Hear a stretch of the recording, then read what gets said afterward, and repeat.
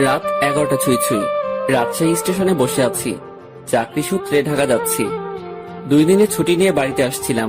অনেক বড় একটা আশা নিয়ে নিজ গ্রামে এসেছি, আর এখন খালি হাতে ফিরে যাচ্ছি।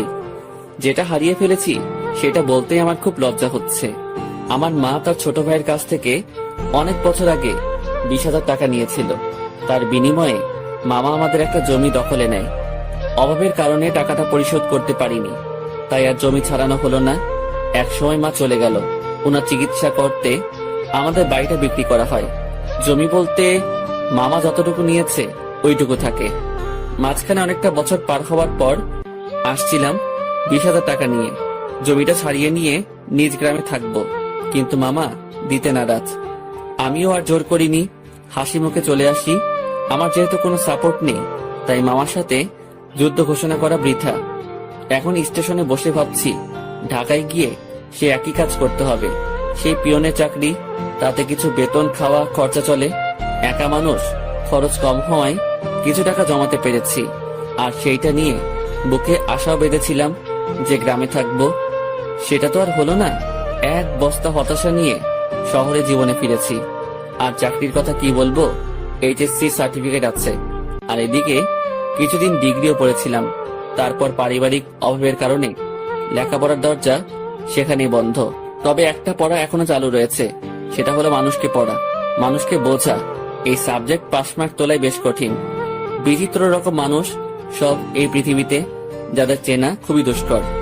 আমি কথাগুলো ভাবছিলাম আমার সামনে বসে থাকা কিছু মানুষের দিকে তাকিয়ে।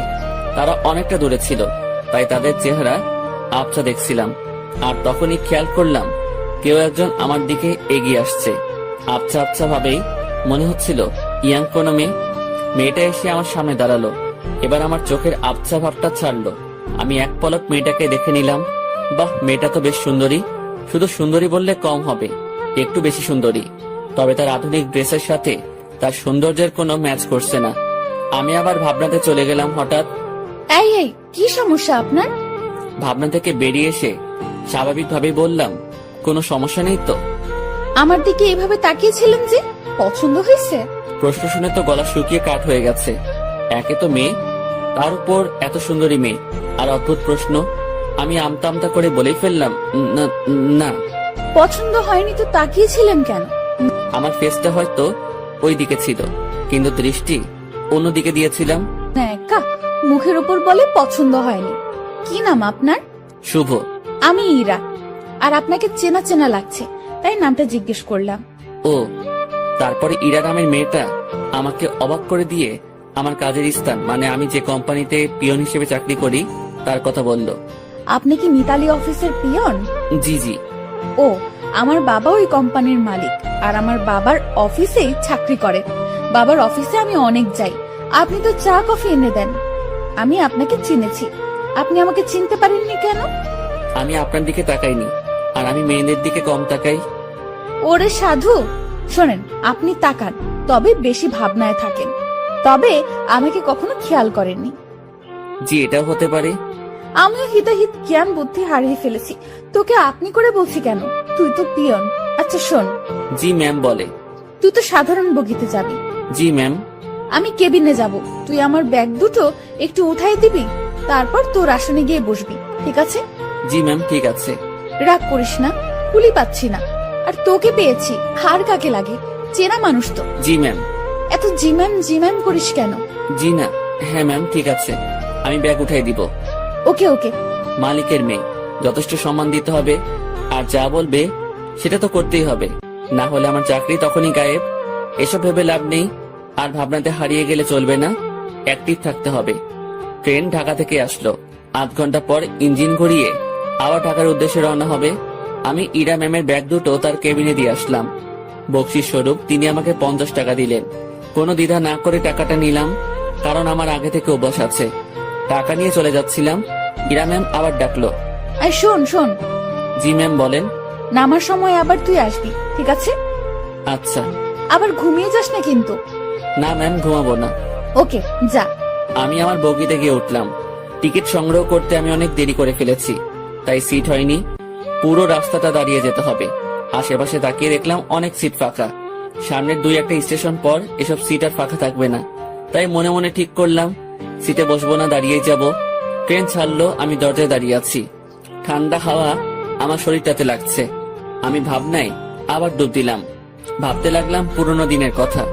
মাঝে মাঝে নিজের ভবিষ্যতের কথাও ভাবলাম। তাতে যা ফলাফল পেলাম সেটা শূন্য, কারণ ভেতরে খুব হতাশা কাজ করছিল। অর্ধেক পথ আসতেই স্টেশন ছাড়াই ট্রেনটা থেমে যায়। যান্ত্রিক কোনো ত্রুটি হয়েছে হয়তো। 20 মিনিট পার হবার পর খবর পেলাম ভোরের আগে ট্রেন এখান থেকে এক চুলো নড়বে না। আর এখন রাত 1টা বাজে। এক একজন এক এক কথা বলছে। কেউ বলছে লাইনের সমস্যা, কেউ বলছে ইঞ্জিনে। আমি ওইসব কথা থেকে কান ফিরিয়ে নিয়ে নিজের ভাবনাতে আবার মন দিলাম। হঠাৎই এই শুভ, পেছনে তাকিয়ে দেখি ম্যাম দাঁড়িয়ে। জি ম্যাম বলেন। তুই উঠ। ম্যাম কিছু লাগবে? না, আমি একটু ট্রেন থেকে নামবো। ম্যাম বাইরে নামা ঠিক হবে না। যে অন্ধকার, এর মধ্যে কি বিপদ লুকিয়ে আছে কে জানে। কিসের বিপদ? বাইরে সাপ বিচ্ছু অনেক কিছু থাকতে পারে। কিচ্ছু নেই, চল নিচে নামবো। এই হলো আড়ালের ঘরে দুলালি, মন যা চায় সেটাই করবে। ম্যামকে নিয়ে ট্রেন থেকে নামলাম। নেমে দেখি অনেকেই নিচে দাঁড়িয়ে আছে। কেউ বাসায় ফোন করে সমস্যার কথা বলছে, আবার কেউ সিগারেট টানছে। ম্যাম আমার সাথে কথা বলা শুরু করলো। দেখ, জায়গাটা অনেক সুন্দর, তাই না? অন্ধকারে তেমন কিছুই তো দেখা যাচ্ছে না। চোখ না, মন দিয়ে দেখতে হয়। তবে ম্যাম আকাশটা বেশ সুন্দর লাগছে। অনুজ্জ্বল তারাগুলো দেখা যাচ্ছে। আমি তো অনুজ্জ্বল অনেক কিছু দেখতে পারছি। কি ম্যাম? এই যে দেখ, একটা টি স্টল, চল যাই। এখন ওখানে গিয়ে কি হবে? চা খাবো, চল চল, বেশ মজা হবে। শীতের মধ্যে এত রাতে বাইরে চা খাওয়ার মজাটাই আলাদা। আমি তো আর মানা করতে পারবো না। মানা করলেই বকা দিবে। কেন যে এর সাথে দেখা হয়ে গেল, মনে হচ্ছে বাকি রাতটাই বেশ প্যারায় রাখবে। টি স্টলের কাছে পৌঁছাতে দেখি কিছু যাত্রী এখানে আগে এসেছে। এই দোকানটার আশেপাশে আর একটা দোকানও নেই। হাতে চা নিয়ে আমি দোকানিকে বললাম, চাচা এমন একটা জায়গায় দোকান দিয়েছেন কি মনে করে? বাবা, সে অনেক কাহিনী। বাজারে দলাদলি চলে। আমার লোকজন না থাকায় ওখানে দোকানটা নেওয়া হয়নি। রাগের মাথায় নিজের জায়গাতেই দোকানটা নিয়ে বসেছি। বাহ, বেশ করেছেন। তা চলে কেমন? আলহামদুলিল্লাহ, ভালোই চলে। একটা কথা বলি, রাগ করে এখানে দোকান দিয়ে ভালোই করেছেন। এর জন্য আপনার হাতে চা খেতে পারলাম। আরো কিছুক্ষণ কথা হলো, বিলটা আমি দেই। ম্যাম আর আমি চলে আসি। ওনার সাথে আড্ডা দিতে খুব ইচ্ছে করছে, কিন্তু মালিক পক্ষের লোক আগ বাড়িয়ে কথা বলাটা বেয়াদবি হবে। আমি কিছু বলছি না, চুপচাপ তার পেছন পেছন হাঁটছি। আমার চুপ থাকা দেখে ম্যাম হয়তো কিছু একটা ভাবছে। আমাকে বলল, কি রে, কথা বলতে পারিস না? দোকানের সাথে তো বেশ জমিয়ে কথা বললি, এখন চুপ কেন? ম্যাম কি বলবো? সেটা কি আমাকে বলে দিতে হবে? দোকানে কি তোকে কিছু বলেছিল? না। তো কিছু বল, সারা রাত তো এভাবে চুপ থাকতে পারবো না। আপনি রাজশাহীতে কোথায় আসছিলেন? আর বলিস না, আমার একটা বান্ধবীর বিয়ে হলো, বিয়েতে আসছিলাম। ও, তুই বিয়ে করেছিস? না ম্যাম। কেন? কাকে বিয়ে করব? কাকে করবি মানে? দেশে কি মেয়ের অভাব পড়ছে? আসলে সেটা না। তো কি? আমার পরিবার নেই, আমার বিয়ে করা একটু সমস্যা। তো সমস্যার কি আছে? দেশে অনেক মেয়ে আছে যাদের পরিবার নেই, তাদের মধ্যে একজনকে বিয়ে করবি। ম্যাম ওইরকম হলে আমি করব না। কেন? সেটা না বলি। ওই সব বলতে হবে। মাথায় একটা দুষ্ট বুদ্ধি এলো। আমি বললাম, ম্যাম আপনার মতো সুন্দরী পেলে ভেবে দেখতে পারি। তোর ভাবা লাগবে না, আমার মতো কেউ তোর দিকে তাকাবেও না। সেটা আমার জন্যই ভালো। কেন? তাহলে আর বিয়ে করা লাগবে না। হইছে ভাই, থাম এবার। চল লাইনের ওই পাশটাই ঘুরে আসি। ইরা ম্যাম যেদিকে যাচ্ছে আমিও তার পেছন পেছন ছুটছি। একবার বললাম যে বাকি রাতটুকু ঘুমিয়ে নেন, তখন আমাকে ধমক দিয়ে বলল, সে কি আমার আদেশ মেনে চলবে? পরক্ষণেই ভাবলাম, তাই তো, সে আমার কথা মানবে কেন? সে তো মালিক পক্ষের লোক। লাইনের অন্য পাশটায় চলে আসলাম। এই পাশটায় ফাঁকা জায়গা নেই, কাছে একটা গ্রাম দেখা যাচ্ছে। আর লাইনের পাশ দিয়ে একটা রাস্তা গ্রামের ভেতরে চলে গেছে। চল রাস্তাটা দিয়ে গ্রামের ভেতর যাই। না ম্যাম, এত রাতে যাওয়া ঠিক হবে না। আমি কি বলছি তোকে? জি ম্যাম, চলেন। এই হলো মেয়ে মানুষ, ভালো মন্দ কিছুই বোঝে না। তারপর যদি এরকম ধনী ঘরের মেয়ে হয়, তাদের মাথার তার দুই একটা কমই থাকে। এরা পুরো পৃথিবীকে নিজের মনে করে আর ভাবে সেই সব থেকে ক্ষমতাধর ব্যক্তি। দুজনে অনেকটা হাঁটলাম। এখন আমরা হাঁটছি গ্রামের ভেতরে। পুরো গ্রাম নিস্তব্ধ, কোথাও কোনো সারা শব্দ নেই, শুনশান পরিবেশ। ম্যাম মাঝে মাঝে আমার সাথে কথা বলছে। এক সময় আমরা ভালোই কথা বলতে শুরু করি। ম্যাম আমাকে বলল, তুই কি সারা জীবন এইভাবেই কাটাবি? জানি না জানিস না মানে? আমার ভাগ্যে কি আছে আমি কিভাবে বলবো। তাও সবার তো অনেক ফিউচার প্ল্যান থাকে, তোর নেই? না। অদ্ভুত। আচ্ছা ম্যাম, একটা জিনিস আমার কাছে খুব খারাপ লাগছে। কি? বললে রাগ করবেন না তো? না, বল। স্টেশনে যখন আপনাকে দেখলাম তখন একটা জিনিস খেয়াল করেছি। কি খেয়াল করেছিস? আপনার সৌন্দর্যের সাথে আপনার আধুনিক সাজগোজ একদমই বেমানান। কি বলিস? সবাই তো খুব প্রশংসা করে।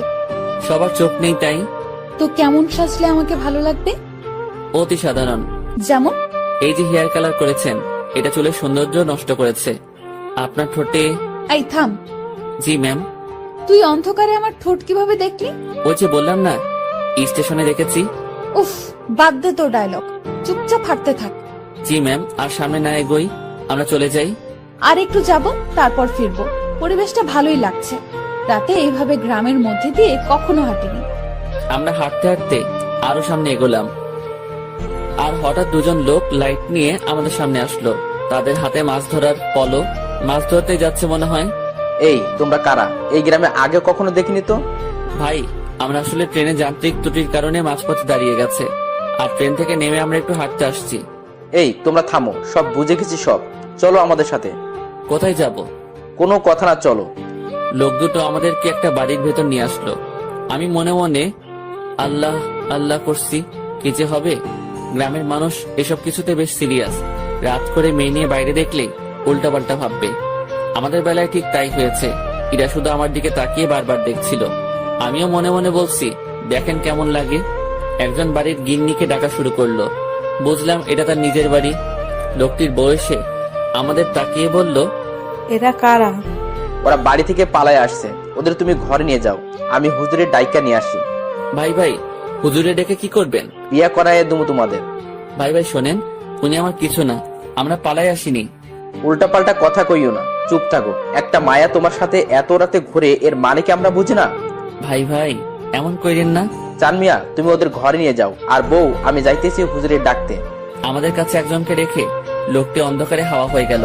কিছু একটা ঘটতে চলছে। আমি ইরার দিকে তাকালাম, দেখি সে আমার দিকে তাকিয়ে আছে। মুখটা কাঁচুমাচু করে রেখেছে সে। দুজনে কথা বলতে পারছি না। সময় যাচ্ছে আর লোকজন বাড়তে শুরু করে। আমাদের দুজনকে 2 রুমে রাখা হয়েছে। আমি শুধু আল্লাহ আল্লাহ করছি। ওইদিকে ইরার কি অবস্থা হয়েছে আমি জানি না। কিছু সময় পর হুজুর আসলো। আমি তাকেও বুঝালাম। স্বস্তির কথা হলো সে বুঝেছে। কঠিন একটা সমস্যা থেকে বাঁচলাম।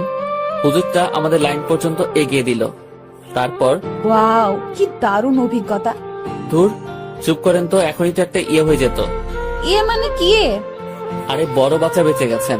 তা তো জানি, তবে দারুণ লাগছে। আপনি থাকেন, যেখানে ইচ্ছা যান, আমাকে ডাকবেন না। আমি ট্রেনে উঠলাম। ওনার সাথে সাথে আর দেখা করলাম না। ফজরের আজান হলো, তার কিছুক্ষণ পর আমাদের ট্রেন আবার যাত্রা শুরু করলো। আমি ঠিক আমার আগের জায়গাটায় দাঁড়িয়ে আছি। ইরা ম্যাম আবার আসলো। তুই ভালোই বদমাইশ তো। কি কি করছি আমি? তুই আমার উপর ছাড়ি দিস, আমার উপর রাগ দেখাস। তো কি করব? আপনার মাথায় কি ব্রেইন নামক জিনিসটা আছে? থাকলেও তো মনে হয় কাজ হবে না। এরকম ছেলে মানুষই করেন। কি জন্য বড় হয়েছেন বোঝেন না কিছু? ম্যাম আমার দিকে হাঁ করে তাকিয়ে আছে। আমি জানি কথাটা বলার পর আমার চাকরি থাকবে না। আপনার বাবাকে কিছু বলতে হবে না, আমি অফিস যাব না। ম্যাম কিছুক্ষণ চুপ থেকে বলল, আমি তোকে চাকরি দেইনি, তোর চাকরি আমি কাটবো কেন?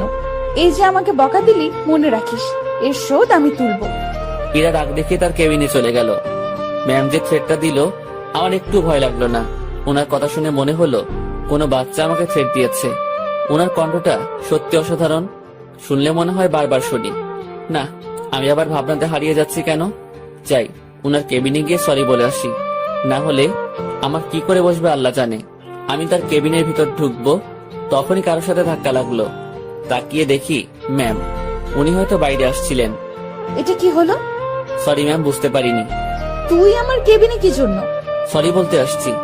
সরি বললে তো কাজ হবে না, আমি তোকে মাফ করব না। কিছুক্ষণ তর্ক হলো। আমি তাকে বললাম, আমার উপর কেউ রাগ করে থাকুক সেটা আমি চাই না। আপনার মন যা চাই তাই করেন। কথাটা বলতেই ম্যাম আমাকে অবাক করে আমার গালে 2টো চড় বসিয়ে দিল। এখন বুঝতে পারলাম ম্যাম বেশ রেগে গিয়েছিল আমার উপর। চটটা না খেলে হয়তো বুঝতে পারতাম না। আমি তো ভেবেছিলাম অন্য কোনো শাস্তি দিবে হয়তো। চর মারার পর ম্যাম আরো বলল, তুই আমার বেস্ট ফ্রেন্ড হবি? এমন থাপ্পড় খাওয়ার পর এরকম প্রস্তাব পাবো ভাবতেও পারিনি। মনে মনে ভাবছি, আমি তার সাথে কেন বন্ধুত্ব করতে যাব? তার চালচলন আর আমার চালচলন রাত দিন তফাৎ। কিন্তু কথাটা তাকে মুখের উপর মানা করতে পারবো না, যদি আবার কয়েকটা থাপ্পড় দিয়ে দেয়। ভয় ভয়ে বললাম, হব। গুড, তুই এখন যা। না, শোন শোন, তোর কন্ট্যাক্ট নাম্বারটা দিয়ে যা, আমি কল করে তোকে ডেকে নেব যে কোনো সময়। ম্যামকে মোবাইল নাম্বারটা দিয়ে আগের জায়গায় ফিরে আসলাম। 8টায় আমাদের গন্তব্যে পৌঁছে গেলাম। ইরা ম্যামের কথা অনুযায়ী তার ব্যাগগুলো নামিয়ে দিলাম। এখন উনি আর আমি স্টেশনের বাইরের রাস্তায় দাঁড়িয়ে আছি। বাসা থেকে ওনার জন্য গাড়ি পাঠানো হয়েছে। গাড়ি জ্যামে পড়েছে, তাই অনেক লেট হচ্ছে। আমার পেটের অবস্থা খারাপ, রাতে কিছু খাওয়া হয়নি, আবার অনেকটা বেলা হয়েছে, পেটে এখনো কিছু পড়েনি। ম্যামের সামনে কিছু বলারও সাহস পাচ্ছি না। কিছু সময় পর উনি আমাকে বললেন, তোর কি ক্ষুধা লাগছে? জি অনেক। তো খেয়ে আয়। আচ্ছা আপনি দাঁড়ান, আমি যাবো আর আসবো। আমি একটা দোকানে গিয়ে চা বিস্কিটের সাথে কয়েকটা কলা খেয়ে নিলাম। দোকানদারকে টাকা দিতে যাব, তখন মনে হলো ম্যামও তো কিছু খাইনি, ওনাকে খাওয়ার কথা বলা উচিত ছিল। ভুলটা যেহেতু করেই ফেলেছি, তাই ওনার জন্য কিছু নিয়ে গেলাম। আমি কাছে গিয়ে তার দিকে খাবারগুলো এগিয়ে দিলাম। আমার দিকে উনি ভ্রু কুঁচকে তাকালো। এগুলো আমাকে কেন দিচ্ছিস? খেয়ে নিন, আপনি তো রাতে কিছু খাননি। তুই কি ভাবিস আমাকে? আমি সকাল সকাল রাস্তায় দাঁড়িয়ে এসব খাবো? এগুলো তোদের মতো লোকজন খাবে। সরি ম্যাম, বুঝতে পারিনি। খাবারগুলো নিজের ব্যাগে ভরে নিলাম, নিজে বাসায় গিয়ে খাবো। ঘন্টাখানেক পর গাড়ি আসলো। ম্যামকে উঠিয়ে দিয়ে আমি আমার বাসায় চলে গেলাম। আমার হাতে শুধু আজকের দিনটাই ছুটি আছে, আগামীকাল থেকে ডিউটি। বাসায় এসে সব ঠিকঠাক করে নিলাম। দিনের বাকি সময়টুকু আর বাইরে বের হলাম না। এই শহরের গাড়িগুলোর হর্ন আমার ভালো লাগে না। প্রচন্ড বিরক্তিকর একটা জিনিস, শুনলেই মাথা ব্যথা শুরু হয়ে যায়। রুমের জানালা খুলে দিয়ে আকাশের দিকে তাকিয়ে থাকি।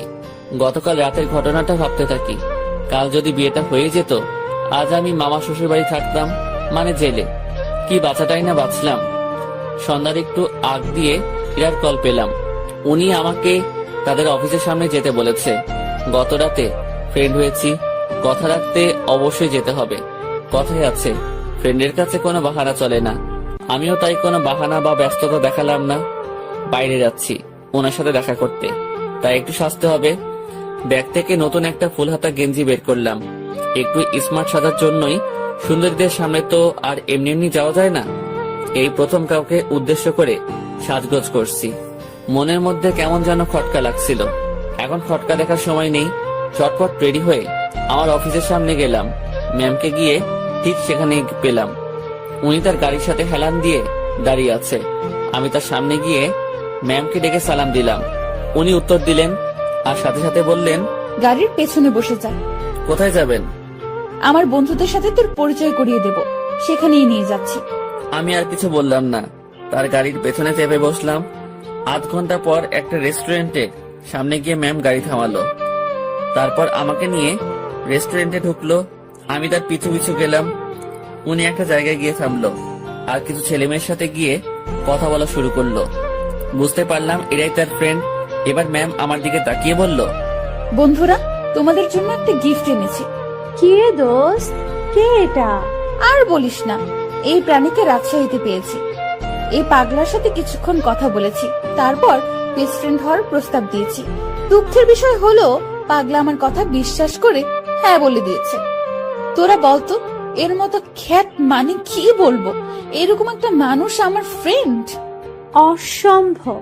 দেখ ভাই, আমার ফ্রেন্ডদের সাথে পরিচয় করিয়ে দিতেই তোকে এখানে নিয়ে আসছি। ইরা একে একে তার বন্ধুদের সাথে পরিচয় করিয়ে দিল। সবাই বনেদি ঘরের ছেলে মেয়ে।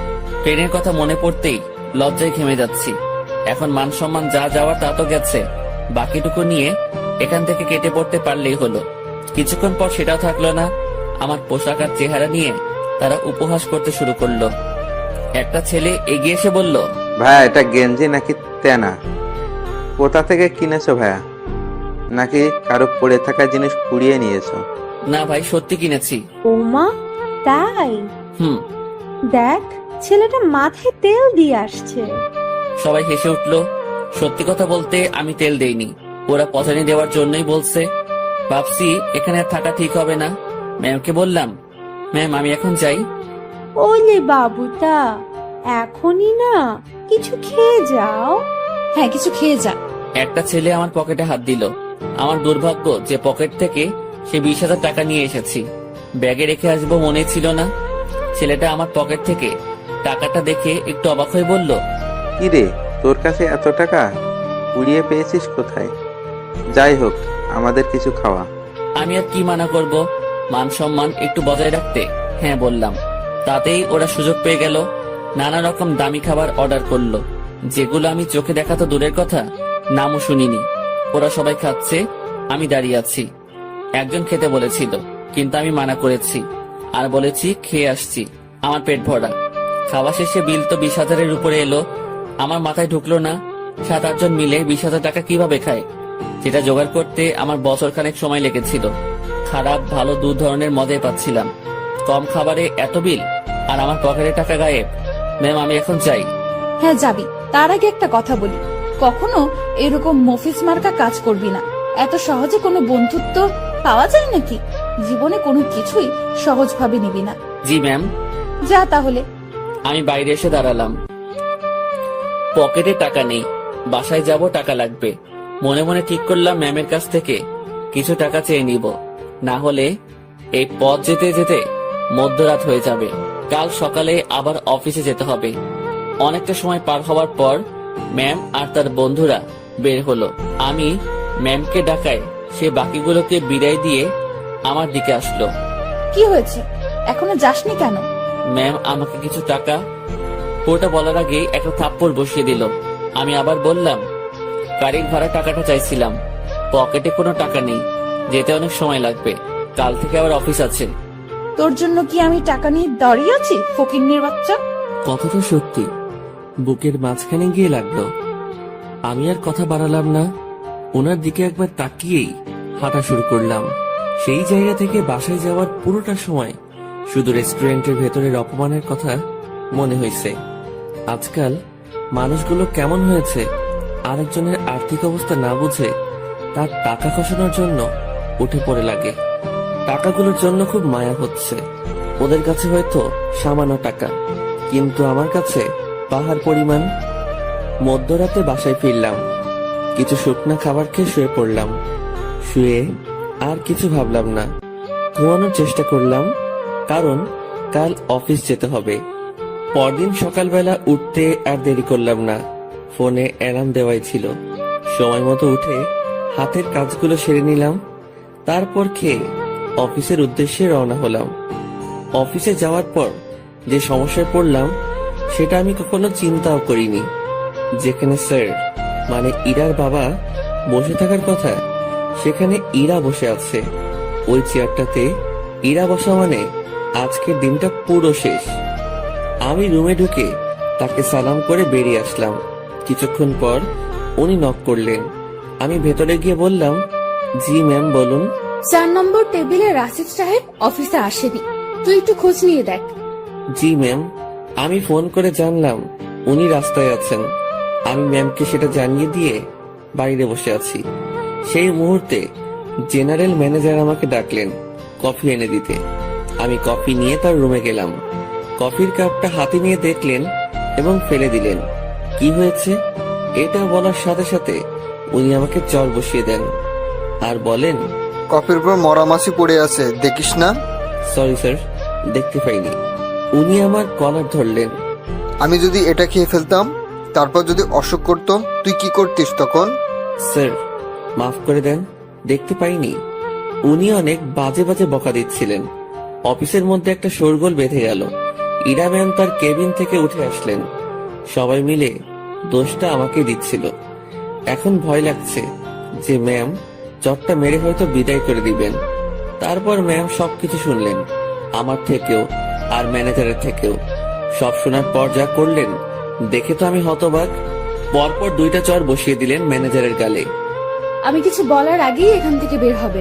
আর হ্যাঁ, বাকি সবাইকে বলছি, এটা নিয়ে কোনো কথা হবে না। সমস্যা হয়েছে, সমাধান করেছি। সমালোচনা করে ভালো জিনিস খারাপ বানাবে তো পাবলিক। বুঝবা, কত ধানে কত চাল। যার যার কাজে যাও, অনেক সময় নষ্ট হয়েছে। কিছুক্ষণ ঝড়ের পর অফিস স্বাভাবিক, আগের মতো কাজ চলছে। কিভাবে সব সামলে নিলাম। হুটহাট ম্যানেজার শ্যাক্ট, সাথে 2টা থাপ্পড়। বিচারটা যাই করুক, তাহলে আমার সাথে অমন করলো কেন? ভাবতে ভাবতে কোনো উত্তরই খুঁজে পেলাম না। লাঞ্চের সময় আমি বাসা থেকে রুটি নিয়ে আসছি। 2-1জনকে পানি এনে দিয়ে আমি খাওয়ার জন্য বসবো, তখন ম্যাম ডাকলো। মনে মনে ভাবছি খাওয়াটাও কপালে নেই। মুখ ভার করেই ম্যামের রুমে ঢুকলাম। জি ম্যাম, কিছু বলবেন? তুই খাবার খেয়েছিস? জি না। বাসার থেকে খাবার নিয়ে আসছিস নাকি বাইরে গিয়ে খাবি? বাসা থেকে এনেছি। যা, খাবার নিয়ে আমার রুমে আয়। ম্যাম, বুঝিনি। আরে হারামি, খাবার নিয়ে আমার রুমে আয়। কথাটা শুনেই ভাবছিলাম আমি ঠিক শুনছি তো। ভাবনাটা ডুব দিলাম না। দেরি না করে খাবার নিয়ে আমার রুমে ঢুকলাম। ম্যাম তো দেখি দামি দামি খাবার সব টেবিলে সাজাচ্ছেন। আমাকে দেখিয়ে দেখিয়ে বললেন, এসব আমার মায়ের হাতের রান্না। ম্যাম আমি বাইরে গিয়ে খাই, আপনি খাওয়া শুরু করেন। পানি লাগলে বলবেন। এই, তুই কি এই জন্য ডেকেছিস? আচ্ছা, তোর খাবারের বাটিটা আমার হাতে দে তো। আমি তেমন কিছু আনিনি, ওই রুটি। আমি দেখবো, দে। ভয়েই বাটিটা ওনার হাতে দিলাম। লজ্জায় তো মাথা কাটা যাওয়ার অবস্থা। বাসায় কিছু ছিল না, তার উপর টাকাও নেই। রুমে পেঁয়াজ মরিচ ছিল, সেগুলো কেটে তেল আর লবণ দিয়ে মাখিয়ে নিয়ে আসছি। ম্যাম যদি সেটা দেখে তো। কতটা ভাবতে ভাবতে বাটির ঢাকনা খুলেই উনি চোখ বড় বড় করে ফেলেন। খাবারটা কিছুক্ষণ তাকিয়ে থেকে দেখে আবার আমার দিকে তাকালেন। কি রে, এগুলো কি? ম্যাম আসলে রুমে কিছু ছিল না, তারপর টাকাও নেই। রুমে আটা ছিল তো, ওইটা দিয়ে আর কি একটা ব্যবস্থা করে নিয়ে আসছি। ম্যাম আমার বাটিটা টেবিলে রাখলেন, তারপর উনি তার চেয়ারে বসে পড়লেন। আমি দাঁড়িয়ে আছি। উনি একবার আমার দিকে তাকাচ্ছেন, আর একবার আমার খাবারের দিকে তাকাচ্ছেন। আমি ওনার সামনে এখন লজ্জাতে ইমিটিমিটি হাসতেছি। উনি কিছু সময় চুপ থাকার পর মুখ খুললেন। এই যে, এই খাবারগুলো তোর। ওনার খাবার আমার দিকে এগিয়ে দিলেন। আমি টেবিলের কাছে গিয়ে হাত দিয়ে নিজের বাটিটা নিয়ে বললাম, আমি যেটা এনেছি সেটা না খেলে আমার পেট ভরবে না, আর আপনার খাবার খেলে আমার পেট খারাপ হতে পারে। এত ভালো জিনিস কখনো খাওয়া হয়নি তো, পেট খাবারটা সহ্য করতে নাও পারে। গতকালের রাতটা একটু দেখিয়ে রুম থেকে বেরিয়ে আসলাম। নিজের খাবার খেয়ে আমার কাজে মনোযোগ। কার কি লাগছে, কে কি চাচ্ছে, সব দেখাশোনা করছি। দুপুরের পর ম্যাম আমাকে আর ডাকেননি। বুঝতে পারলাম তিনিও কিছুটা বুঝতে পেরেছেন আমার কষ্টটা। রাতে অফিস শেষ করে বাসায় ফিরলাম। পাশের বাসার পরিচিত একজনের কাছ থেকে টাকা ধার নিয়ে মাছ কিনে নিয়ে এসে রান্না বসিয়ে দিলাম। তখন রাত প্রায় 10টার কাছাকাছি। চুলোয় রান্না বসাবে সেই সময় ফোন আসলো। ম্যাম ফোন করেছে, নাম্বারটা সেভ করে রেখেছি। ধরবো কি ধরবো না এমন করতে করতে রিসিভ করে সালাম দিলাম। উনি উত্তর দিয়ে বললেন, কি করিস? এই তো ম্যাম, কিছু না। এখন শোন। জি ম্যাম, বলেন। দুপুরে আমার মুখের উপর কথা বলে আমাকে লজ্জা দিয়ে তোর খাবার নিয়ে চলে গেলি, ভয় করলো না? আমি চুপ হয়ে গেলাম। কি বলবো উত্তরে বুঝতে পারছি না। কি রে, কথা বলছিস না কি জন্য? ম্যাম, অফিসের কোনো কথা হলে বলেন। তুই আমার কথা ঘুরিয়ে নিস। আমি যা বলছি তার উত্তর দে। জি ম্যাম, বলেন। ওভাবে খাবার নিয়ে চলে গেলি কেন? আপনার খাবার খেয়ে আমার ক্ষুধা মিটতো না। তাই না? জি। আমি বুঝতে পেরেছি, তুই আমার উপর রাগ দেখাচ্ছিস। সুযোগ ভালোই কাজে লাগাচ্ছিস। এখানে কিসের সুযোগ ম্যাম? আপনি আমাকে এখন মানা করে দিলে আমার সাথে তো আপনার এখনই কোনো অফিসিয়াল সম্পর্ক থাকবে না। ক্ষমতা আপনার হাতে, সুযোগ আপনার হাতেই। চুপচাপ রান্না শেষ করে খেয়ে আমাকে কল দিবি। ম্যাম, অফিসের কোনো বিষয়ে কথা বলবেন? না। তাহলে ফোন দিয়েন না, আমিও দিব না। তোর 24 ঘন্টাই ডিউটি। আমি ফোন দেওয়ার পর সময়টুকু অফিসিয়াল, ওকে? তাহলে বেতন বাড়িয়ে দিয়েন। ঠিক আছে, দিব। ঠিক আছে, দিব। তুই অবশ্যই ফোন করবি। আর হ্যাঁ, কাল অফিসে আসার সময় দুপুরের খাবার আনবি না। কেন ম্যাম? অফিসে না খেয়ে কাজ করতে হবে? তোর জন্য আমি খাবার নিয়ে যাব। ম্যাম, ওসব খাবার টাবার বাদ দিন, আমি আমার খাবার সন্তুষ্ট। তুই যদি কাল অফিসে তোর রান্না করা কিছু নিয়ে আসিস তো মনে রাখবি, তোকে শুধু অফিস থেকে না, দুনিয়া থেকেই বিদায় করে দিব। আমি কিছু বলতে যাব, তখনই ম্যাম ফোনটা রেখে দিল। তুই যদি কাল অফিসে তোর রান্না করা কিছু নিয়ে আসিস তো মনে রাখবি, তোকে শুধু অফিস থেকে না, দুনিয়া থেকেই বিদায় করে দিব। আমি কিছু বলতে যাব, তখনই ম্যাম ফোনটা রেখে দিল। মনে মনে ভাবছি এত আদিক্ষেতা দেখানোর কি আছে? আমি তার অফিসের সামনে একজন পিয়ন, আর এমন ব্যবহার করছে। মনে হয় না, ছি ছি ছি, কি সব কথা ভাবছি আমি। পরদিন সকাল সকাল উঠে আর রান্না করলাম না। সকালে নাস্তাটা বাইরে করেই অফিসে রওনা হলাম। অফিসে গিয়ে দেখি ম্যাম আগে এসেছেন। প্রতিদিনের মতো হাজিরা দিলাম। উনি আমাকে দেখে তেমন কিছু বললেন না। দুপুর পর্যন্ত স্বাভাবিকভাবেই কাজ করলাম। দুপুরের খাবার সময় ম্যাম তার রুমে ডাকে। আমি জানি উনি আমার জন্য খাবার নিয়ে আসছে। খুব লজ্জা লাগছিল। রুমের একপাশে খাবার খাওয়ার জন্য সুন্দর একটা ব্যবস্থা ছিল। ম্যাম আমাকে ওখানটায় বসতে বলে, আর আমার সামনাসামনি উনিও বসে যান। উনি একটা প্লেটে খাবার নিয়ে আমাকে দেয়, আরেকটা উনি নেন। আমি প্লেটে হাত দিতে পারছিলাম না, খুব ভয় কাজ করছিল। এত বড় একজন মানুষের সামনে খাবার খাওয়া চারটিখানি কথা না, তার উপর সামনে এত সুন্দরী মেয়ে বসা। ম্যাম আমার দিকে খেয়াল করে বলল, তুই হাত দিয়ে খাবি না খাওয়াই দিব? জি না ম্যাম। একটা কথা, কি? আমি খাবার বাইরে নিয়ে গিয়ে খাই। এখানে খাইতে তোর সমস্যা কোথায়? ম্যাম সত্যি বলতে ভয় করছে। কি ভয়? আরে ভয় কি জন্য পাচ্ছিস? আপনার সামনে এভাবে খাওয়া। তো কি হইছে, খা। ম্যাম বাইরে যাই। শুভ, আমি এক কথা 100 বার বলতে পারবো না। আমি আর কথা বাড়ালাম না, ভয়ে ভয়ে খাওয়া শেষ করলাম। ম্যাম ছোট বাচ্চাদের মতো খাচ্ছিলেন, দেখতে বেশ মজাই লাগছিল। ম্যাম খাওয়ার দৃশ্যটা দেখতে গিয়ে তার চোখে চোখ পড়ে যায়। আমার বুকটা তখন ভয়ে ধুপ করে উঠেছিল। ইশারায় বলেছিলেন, কি হয়েছে? আমি মাথা নাড়িয়ে মানা করে বলি, কিছু না। খাওয়া শেষে, তুই বাসায় যা, তোর ছুটি। জি ম্যাম। কেন? আমি দিয়েছি তাই। বাসায় তো কোনো কাজ নেই আমার। এত কথা বলতে তোকে কে বলেছে? যা, সোজা বাসায় যাবি, কোথাও যেন দেরি না হয়। আমার ছুটিতে বাকি সবাই একটু অবাক হলো। আমি জানি না ম্যাম আমার কাজগুলো কাকে দিয়ে করিয়ে নিবেন। উনি যেভাবে কাজ করেন যে কেউ দেখলে অবাক হবে। আমি বাসায় এসে বিছানায় আরাম করছি। মাথার উপর ফ্যানটার দিকে তাকিয়ে অন্য একটা ভাবনায় ছিলাম। নির্দিষ্ট কোনো ভাবনা না, একদমই এলোমেলো। বাংলায় এই ভাবনাকে কি বলে বা কিভাবে ব্যাখ্যা করে আমি জানি না। এই জিনিসটা ভাবতে ভাবতে আমার চোখটা বন্ধ হয়ে আসে। জানি না কতটা সময় ঘুমিয়েছি। হঠাৎ আমার কানে কোনো একটা শব্দে বেজে ওঠে। চোখ খুলে বুঝতে পারি ফোনটা বাজছে। ফোন হাতে নিয়ে আবছা চোখে দেখি ম্যাম কল করেছে। ফোনটা রিসিভ করলাম। কই তুই? কই আবার, আপনি তো ছুটি দিয়েছেন, বাসায় আসছি। তুই কি ঘুমাচ্ছিস? হ্যাঁ। আমি কি তোকে ঘুমানোর জন্য ছুটি দিয়েছি? তাহলে? বাসায় যেতে বলেছি শুধু। জি ম্যাম, আমি তো আপনার কথা সোজা বাসায় আসছি, আর বাসায় কাজ নেই, তাই একটু। তুই চুপ কর, শোন। জি বলেন। আমাদের অফিস থেকে দক্ষিণ থেকে যে লেকটা আছে তুই চিনিস? জি ম্যাম। তুই আয়, আমি তোর জন্য অপেক্ষা করছি। কেন ম্যাম? তোকে আসতে বলছি না আমি? জি ম্যাম, এই তো আসছি আমি। এবার বুঝলাম আমাকে ছুটি দেওয়ার কারণটা কি ছিল। আমার কাছে এটাও একটা ডিউটি, কিচ্ছু করার নেই, যেতেই হবে। যেমন ছিলাম তেমনই বেরিয়ে গেলাম। গতদিনের মতো আর সেজেগুজে বের হলাম না, যদি আবার অপমান করে। পকেটে টাকা আছে, তবুও হেঁটে যাচ্ছি। এই মাসের বেতন পেতে অনেক দেরি, তাই এমনি টাকা খরচ করা চলবে না। আমি ম্যামের কথা মতো সেই লেকের পাড়ে পৌঁছে যাই।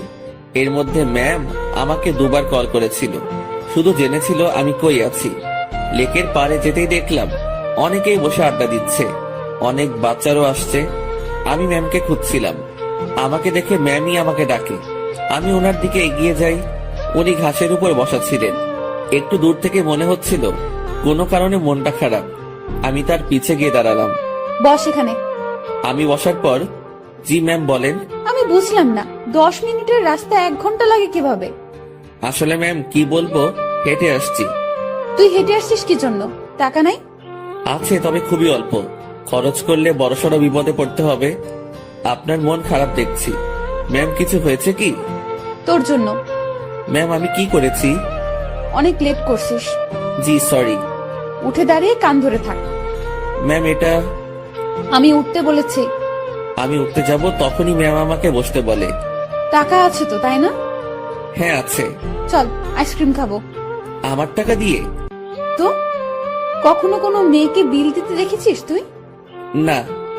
তো আমার কাছে চাইবি না। চল আইসক্রিম খাবো। ম্যাম ম্যাম শোনেন, একটু মনটা নরম করেন, টাকাগুলো গেলে খুব সমস্যায় পড়বো। সেটা তো আমি জানি না। তুই আমার বেস্ট ফ্রেন্ড, বেস্ট ফ্রেন্ডের জন্য সবাই জান দিয়ে দেয়, আর আমি তো তোর কাছে টাকা চাইছি, জানতো না। আর সময় হলে জানটাও দিয়ে দিবি। অসহায়ের মতো দাঁড়িয়ে আছি, এখন আমার পকেটের 12টা বাজবে।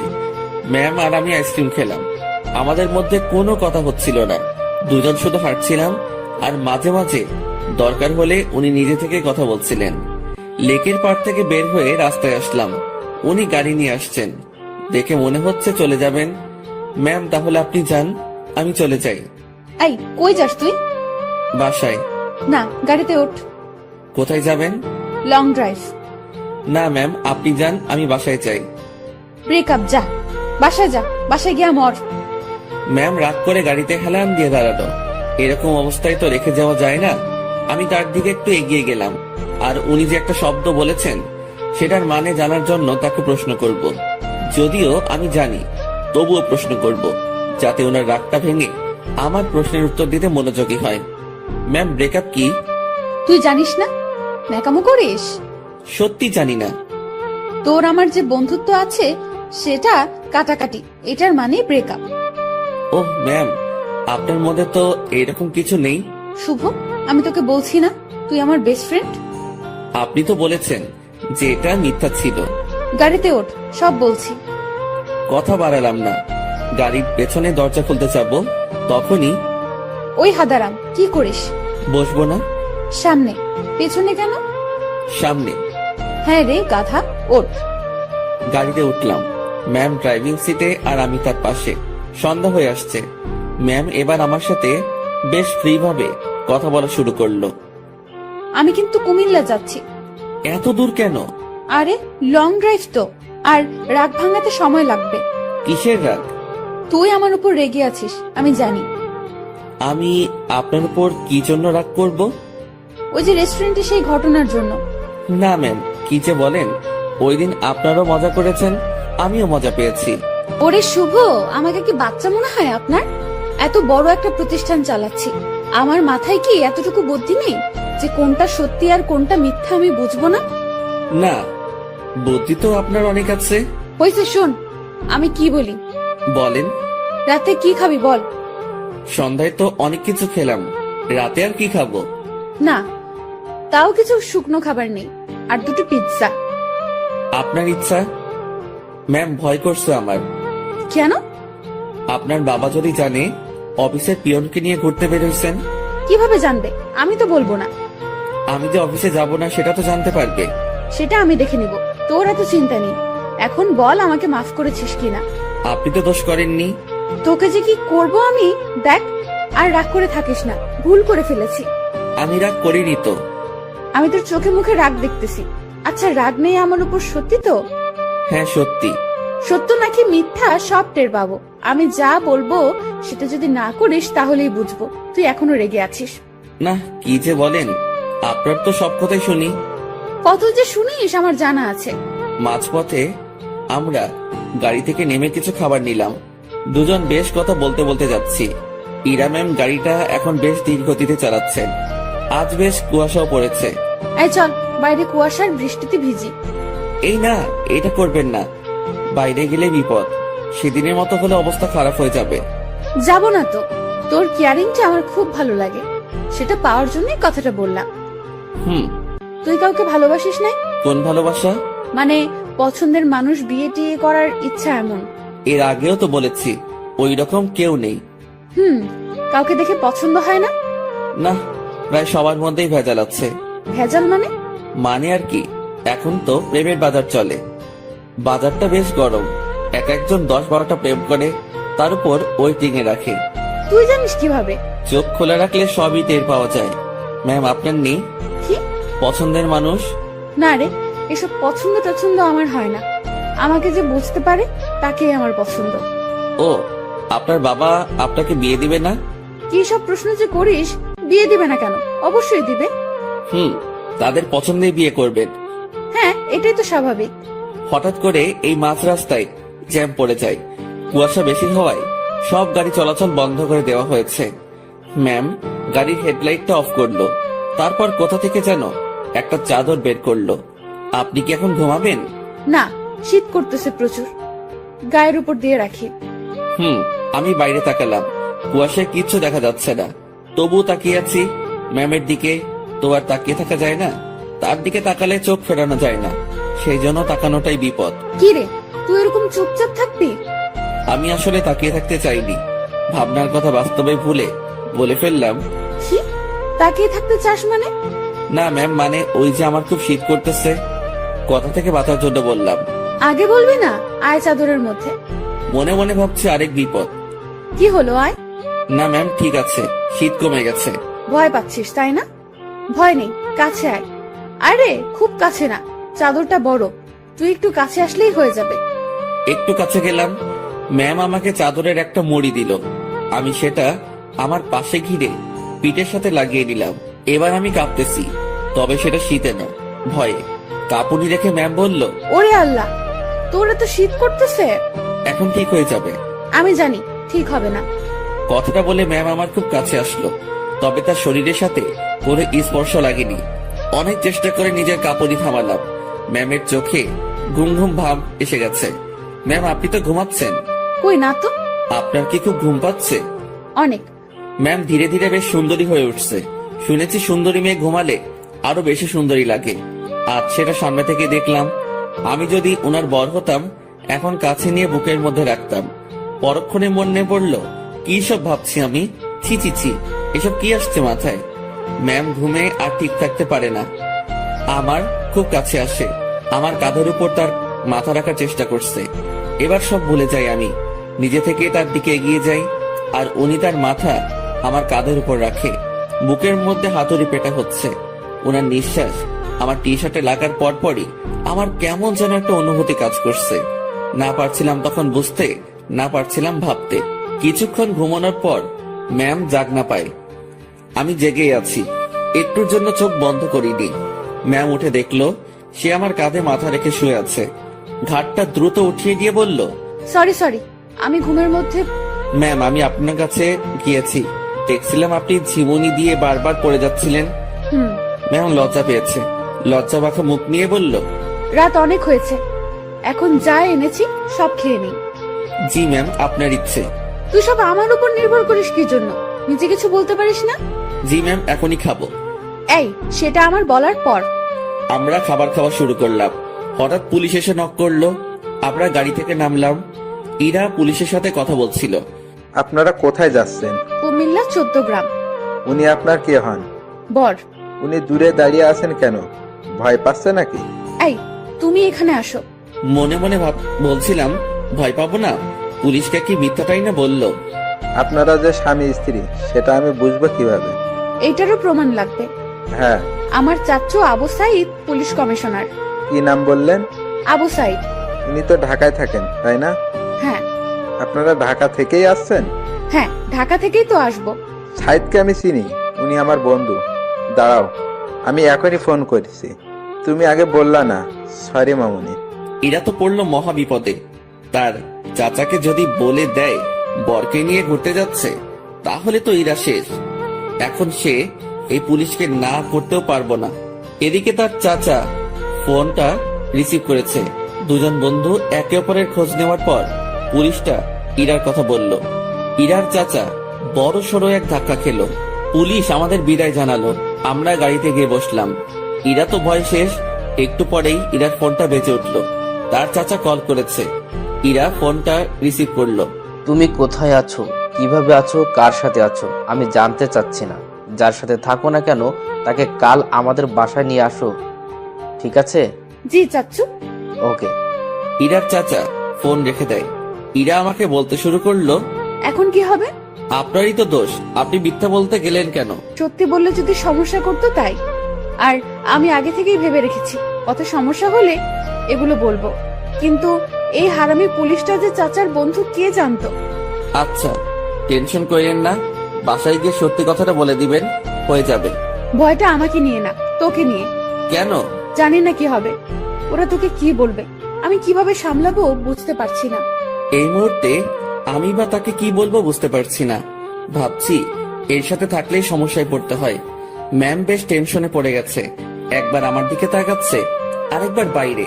ম্যামের অবস্থা দেখে বেশ মায়াই হচ্ছিল। মিথ্যা বলে উনি বড় ফাঁসা ফেসে গেছেন। তার টেনশন কমানোর জন্য আমি তাকে ডেকে বললাম, ম্যাম। বল। আমি বলি কি, এত টেনশন করে লাভ নেই, যা হবার হবে। আর সত্যিটা বললে হয়তো উনারা বুঝতে পারবে। সত্যিটাই বা কিভাবে বলবো? আমার তো তাদের সামনে কথা বলতে ভয় হাত পা কাঁপবে। আচ্ছা ম্যাম, ওনাদের সাথে আমি কথা বলবো। আরে তোর সাথে ওনারা কথাই বলবে না। সেটা দেখা যাবে, আগে তো বাসায় যাই। রাতটা কাটলো জেগে জেগেই। রাতের শেষ ভাগে যানজট কেটে গেল। আমরা ঢাকায় ফিরলাম আর সোজা ম্যামের বাসার সামনে পৌঁছে গেলাম। ম্যাম আমাকে বাইরে রেখে ভেতরে গেলেন। ভেতরে তার সাথে কি হচ্ছিল সেটা আমার কাছে অজানা। হয়তো তাকে বকা দিচ্ছে। কিছু সময় পর ম্যামের সাথে পুরো পরিবার আসলো। আমি তো দেখেই ভয়ে শেষ। ম্যামের বাবাকে দেখে আরো ভয় লাগছিল, কারণ উনি তো আমাকে চেনেন। স্যার আমার কাছে এসে বললেন, তুই আমাদের অফিসের পিয়ন তাই না? জি স্যার। আশেপাশে সবাই হেসে উঠল। ইরার চাচা তাকে ডেকে বলল, আরে এত মানুষ থাকতে তুই কিনা একটা পিয়নের সাথে লং ড্রাইভে গিয়েছিলি? ইরা চুপ, কারণ সে এখানে কিছুই বলতে সাহস পাবে না। চুপচাপ থাকতে হবে তাকে। তোকে যেন অফিসে না দেখি, ঠিক আছে? জি স্যার। আমি চলে আসলাম তাদের ওখান থেকে। বাইরে এসে দীর্ঘ একটা নিঃশ্বাস ফেললাম। যাক, তেমন বকা দেয়নি। ম্যামকেও হয়তো কিছু বলেনি। নিজের বাসায় আসলাম। 2 দিন পর খাওয়া দাওয়া বন্ধ হয়ে যাবে। বিছানায় শুয়ে শুয়ে ভাবছি, এখানে না থাকতে পারলে চলে যাব। দিনটা কোনো রকমে পার করলাম। পরদিন ঘুম থেকে জাগনা হয়েছে, কিন্তু বিছানা ছেড়ে উঠতে ইচ্ছা করছে না। মোবাইলটা হাতে নিলাম, দেখি বিকাশ কোম্পানি থেকে মেসেজ। বিরক্তি নিয়ে ফোনটা রেখে দিলাম। শুয়ে শুয়ে টাকার কথা ভাবছি। এমন সময় মনে হলো স্ক্রিনে মনে হয় কিছু দেখছিলাম। ছটফট মোবাইলটা হাতে নিয়ে দেখি 25,000 টাকা আমার অ্যাকাউন্টে কে যেন পাঠিয়েছে। আর একটা মেসেজ আছে, এটা ম্যামের নম্বর। মেসেজটা সিন করে দেখতে পেলাম উনি শুধু ব্রেকআপ লিখে পাঠিয়েছেন। নিজে নিজে শিওর হলাম টাকাটা উনি পাঠিয়েছেন। হয়তো আমার প্রতি তার দয়া হয়েছে। যাক, আমার একটু ভালোই হলো, কাজ খুঁজতে সুবিধা হবে। ম্যামের সাথে দেখা হলে ধন্যবাদ দিব। আমার রুমের দরজায় কারো নক। আলসিমি ছেড়ে উঠে দরজা খুললাম। পাশের বাসার বড় ভাই এসেছে, যার কাছ থেকে আমি টাকা ধার করে এনেছি। ভাই আমার টাকাটা খুব প্রয়োজন, তুই যেভাবে পারিস টাকাটা দে। ভাই আমি তো বলেছি কয়েকদিন পর দিতে পারবো। না ভাই, আমার খুব দরকার। আচ্ছা আপনি বাসায় যান, আমি টাকা নিয়ে আসছি। দরজা লাগিয়ে দিয়ে ফোনটা হাতে নিব, তখনই আবার দরজায় নক। কেমন যেন খুব রেগে গিয়ে দরজাটা খুলেই বলি, আরে ভাই বললাম তো দিয়ে আসবো। একটু ধমকে সুরে বলেছি। আমার এমন করে বলাটা ভুল হয়েছে, কারণ সামনে ম্যাম দাঁড়িয়ে আছে। এখন কি বলবো, কিভাবে কথা কাটিয়ে নিব, এসব ভাবতে ভাবতে ম্যাম নিজে প্রশ্ন করলো, কি সমস্যা? এত রেগে আছিস কেন? আপনি এখানে? আমি বেশ অবাক, কারণ তাকে এখানে এভাবে কখনো আশা করিনি। আমার সামনে থেকে সর কুত্তা, ভেতরে যাব। আমি সরে দাঁড়াতে উনি ভেতরে ঢুকলেন। তারপর আমার বিছানায় নিজের শরীরটা এলিয়ে দিলেন। ফ্রেশ হয়ে নে। আজকে আবার কোথাও যাবেন নাকি? আরে না, তুই যা, ফ্রেশ হয়ে নে, কথা আছে। আচ্ছা আমি বাইরে থেকে আসছি একটু। ওকে।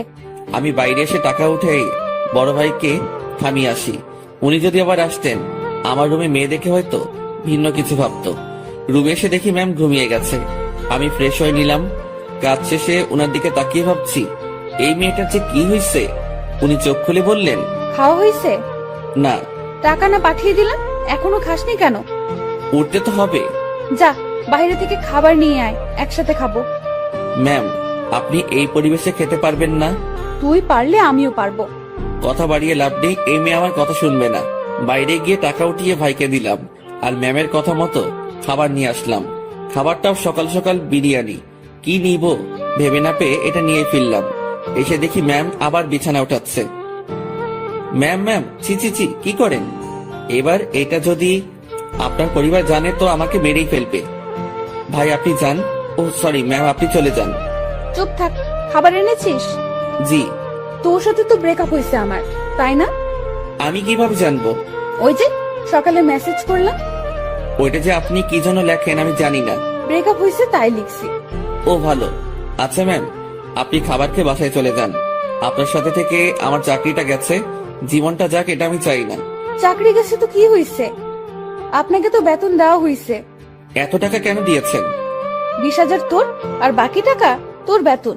যদিও কিছু টাকা আছে, সেটা মাস শেষে দিয়ে দিব। কাজ না করে টাকা আমি নিব না। কাজ তো তোকে দিবই। কি কাজ? আমার সাথে সময় কাটানো। আমাকে তো ইয়ে পাইছেন। মানে কি? মানে বোঝেন না? আমি কি আপনার ওই বিএফ যে এইভাবে সময় দিব? তুই আমার মুখের উপরে কথা বলিস? Sorry ma'am. তোর সাথে কোনো কথা নেই। আপনি যেভাবে এসে আবার বিছানায় শুয়ে পড়লেন, আমি তো বেশ ভয় পেয়েছি, আর এখনো পাচ্ছি। এটা যদি আপনার বাসার কেউ জানতে পারে, তো আমাকে এখান থেকে পালাতে হবে। তুই পালিয়ে যাবি তাই না? তো পালাবো না? আমার কি জানের ভয় নেই? কে মারবে তোকে? আপনার পরিবারের সবাই মিলেই মারবে। ভালো তো, মায়ের খাবি। আপনাদের মাইর দিতে ভালোই লাগে না। আমার এখানে থাকলে চলবে না, এই শহর ছাড়তে হবে। কি বললি? ম্যাম বসা থেকে উঠে দাঁড়ালো। আপনার টর্চারে এখান থেকে পালাতে হবে। ও তাই? হুম। এখান থেকে যেন পালাতে না পারিস, সেই ব্যবস্থা তো করতেই হয়। ম্যাম আমার দিকে এগিয়ে আসছে। একটু ভয় পেয়ে বললাম, মারবেন নাকি? না, অন্য কিছু করব। আপনি এভাবে তাকিয়ে আছেন কেন? আমার ভয় করে। এমনিতে কিন্তু কালকের ভয়ে এখনো ধুক ধুক করে উঠে, তার উপর আপনার এরকম চাহনি। আমার চোখে তুই ভয় দেখতে পাস? হ্যাঁ। ওকে, দেখাচ্ছি ভয়। ম্যাম আমার দিকে এগোচ্ছে, আর আমি পেছনের দিকে যাচ্ছি। এক সময় আমার পিঠ দরজায় লেগে যায়। ম্যামও আমার খুব কাছে চলে আসে। তার শরীর থেকে সুগন্ধি আসছে। নিশ্চয়ই দামি পারফিউম ব্যবহার করেন। সবকিছু মিলিয়ে নেশা ধরিয়ে দেওয়ার মতো একটা সুবাস। আমার বুকের ভেতরের অবস্থা খারাপ। ম্যাম যে কি করবে এখন তার কিছুই টের পাচ্ছি না। আমি তার চোখের দিকে তাকিয়ে দেখি তার চোখ হাসছে। না, আমি তার চোখের ভাষা কবে থেকে বোঝা শুরু করলাম। চোখ সরিয়ে নিলাম। ওই আমার দিকে তাকা। আবার তাকালাম। উপায় নেই, তাকাতেই হবে। এইভাবেই তাকিয়ে থাক। চোখ দিয়ে পানি বের হবে। হোক। আমার খুব লজ্জা লাগছে। এতটা কাছে আসলেন কেন? তুই পালিয়ে যেতে পারিস, তাই একটু আটকানোর চেষ্টা। জানি না এরপর থাকবি কিনা, চেষ্টা করে দেখতে সমস্যা কি? কি চেষ্টা করবেন? ইরা ম্যাম আমার নাকের সাথে নাক লাগালো। উনি মিটি মিটি হাসতেছেন। ওই অবস্থাতেই তিনি কথা বলা শুরু করলেন। মুভিতে তোর জায়গায় আমি থাকতাম, আর আমার জায়গায় তুই, কিন্তু এখানে ঠিক উল্টোটা হচ্ছে। আমি আর চোখ খুলে রাখতে পারলাম না, বন্ধ করে ফেললাম। চোখ খুলে রাখার শক্তি আমার নেই। আহারে আমার বেষ্টু। কথাটা বলে উনি আমার নাকে তার নাক ঘষা শুরু করলো। না ম্যাম, একটু সরে দাঁড়ান। আগে বল পালাবি না? পালাবো না। প্রমিস কর। প্রমিস, পালাবো না। এভাবে হবে না। তাহলে এরা তার জামাটা সরিয়ে বলল, নাভি টাচ করে বলতে হবে। ওনার নাভি দেখেই আমি চোখ সরিয়ে ফেলি। অসম্ভব সুন্দর একটা জিনিস দেখলাম। চোখটা বারবার সেই দিকে তাকাতে চাইছিল। কোন রকম অন্যদিকে তাকিয়ে আছি। এই নে, এটা টাচ করে প্রমিস কর। ওইখানে টাচ করে শুধু শুধু? আমি তো বললাম প্রমিস। আমি বিশ্বাস করি না। ম্যাম ওখানে আমি হাত দিতে পারবো না, যত যাই বলেন। কেন? আপনার যে বড় হবে সে দিবে। আচ্ছা, তুই আমার হবু বর, এখন নে টাচ কর। চিচি ম্যাম কি বলেন? এক আদেশ এতবার দিতে পারবো না, কিন্তু আমি তোরে দিতে বলছি না। আমার লজ্জা করে। তোর লজ্জার আমি রাগাবিরা বলে দিলাম। ম্যামের মাথা পুরো গেছে মনে হয়। না বলে এসব কথা বলছে, তাও আমাকে। উনাকে জিজ্ঞেস করা ছাড়া কোনো উপায় নেই। ম্যাম এমন করতেছেন কেন? আমার গালে এক থাপ্পড় দিয়ে বলল, আমি যেটা বলি সেটা না করে তুই আমাকে উল্টো প্রশ্ন করতেছিস। তাহলে কি ধরবো? তো ভাবছি মাইর খাবার থেকে ধরাই ভালো। আর সত্যি কথা বলতে, দেখার পর আমি লোভ সামলাতে পারছি না। আমি ওনার নাভির উপর জাস্ট হাতটা রাখলাম। উনি একবার চোখ বন্ধ করে আবার চোখ খুললেন। চুপ কেন? কথা দিলাম যাব না। গুড, এখন হাত সরিয়ে নে। ও সরি ম্যাম, আমার থেকে দূরে গেল, আমি বাঁচলাম। উনি আবার বলতে শুরু করলেন, বাবাকে চ্যালেঞ্জ করে আসছি, তোকেই বিয়ে করব আমি। ও আল্লাহ, না ম্যাম, এটা কি বলছেন আপনি? তুই বুঝবি না, আমি তোকে টাকা দেওয়ার পরেই ঝগড়াটা লাগছে। আমাকে নিয়ে পরিবারের সাথে ঝগড়া করতে গেছেন কেন? ওরা আমার চরিত্র নিয়ে কথা উঠাইছে, তারপর আমাকে বলেছে তোর সাথে নাকি আমার প্রেম আছে। আচ্ছা, মাথা ঠান্ডা করেন। হ্যাঁ, তোকে আমাদের বাসায় নিয়ে গেলে আমার মাথা ঠান্ডা হবে। ও আল্লাহ, এবার আমি শেষ। ম্যাম কি বলেন এগুলা? আমি কেন? ঝগড়ার সময় বলেছি আমি তোকে ভালোবাসি, তোকেই বিয়ে করব, আর তুই আমাদের বাসায় থাকবি। মানে আপনি আমার উপরে যাওয়ার টিকিট নিয়ে আসছেন, তাই না? জানি না, ব্যাগপত্র গুছিয়ে নে আর আমার সাথে চল। এইমাত্র বললেন জাস্ট না পালালেই হবে, এখন আবার বলছেন আপনাদের বাসায় নিয়ে যাবেন। দেখে নিলাম তুই আমার উপর কতটা দুর্বল আর কতটা ভালোবাসিস। না, আপনি কি যে বলেন, আমি আপনাকে সাধু, হইছে, অনেক হইছে। ড্যাব ড্যাব করে আমার দিকে তাকিয়ে থাকিস, আবার আমার নাভির দিকে তাকিয়েছিলি, আমি বুঝি না। ওনার যা কথার স্পিড আমি পেরে উঠছিলাম না। এখন ওনার বায়না আমাকে তাদের বাসায় নিয়ে যাবে। আর যাই হোক, নিজের জানটা অকালে চলে যাক সেটা আমি চাই না। আমি তো যাবনি, সেটাই মনে মনে ঠিক করলাম। এখন ম্যামকে বোঝাতে হবে, ম্যাম আমি যাব না। রুমে ছুরি নেই? কি করবেন? হাত কাটবো আমার। এই না, তোর সাথে কথা নেই, ব্রেকআপ, যা। তুই মানা করার কে? ছুরি কই সেটা বল। না না ম্যাম, যাব আমি। দ্রুত তোর কাপড় গুছিয়ে ব্যাগে ওঠা। ওকে ওকে, উঠাচ্ছি। না, তুই ভাঁজ করে দে, আমি উঠাচ্ছি। আমি কাপড়গুলো ভাঁজ করে দিচ্ছি আর ভাবছি এইরকম জেদ ধরা ভালোবাসার জন্য আমি তার সাথে চলে যাচ্ছি। এটা কি ঠিক হবে? আমি ইরাকে ভয় ভয় বললাম, ম্যাম একটা কথা। বল। দেখেন, এরকম জেদ ধরা ভালোবাসা নিয়ে আপনার সাথে যাচ্ছি, এর কি কোনো গ্যারান্টি আছে? নাকি সময় শেষ হলে, জেদ শেষ হলে তাড়িয়ে দিবেন? ইরা কেমন ঢং করে আমার দিকে তাকালো, মাথায় দুটো হাত রেখে বলল, আমাকে কি আগের দিনের গ্রামের মাতব্বর মনে হয় যে 4-5টা বিয়ে করব? বিয়ে একটাই, আর ভালোবাসা একটাই। আপনি কি আমাকে ভালোবাসেন? না। তো নিয়ে যাচ্ছেন কেন? একসাথে থাকতে থাকতে ভালোবাসাটা হয়ে যাবে। আচ্ছা চলেন। দাঁড়া, কিছু কথা বলে নে। জি বলেন। আমাদের তো জয়েন্ট ফ্যামিলি, বাসায় প্রায় 50 জনের বেশি মেম্বার আছে। কেউ যদি বলে তুই কি কাজ করিস, কি বলবি তখন? এখন তো বেকার, কি আর বলবো, বেকারই বলতে হবে।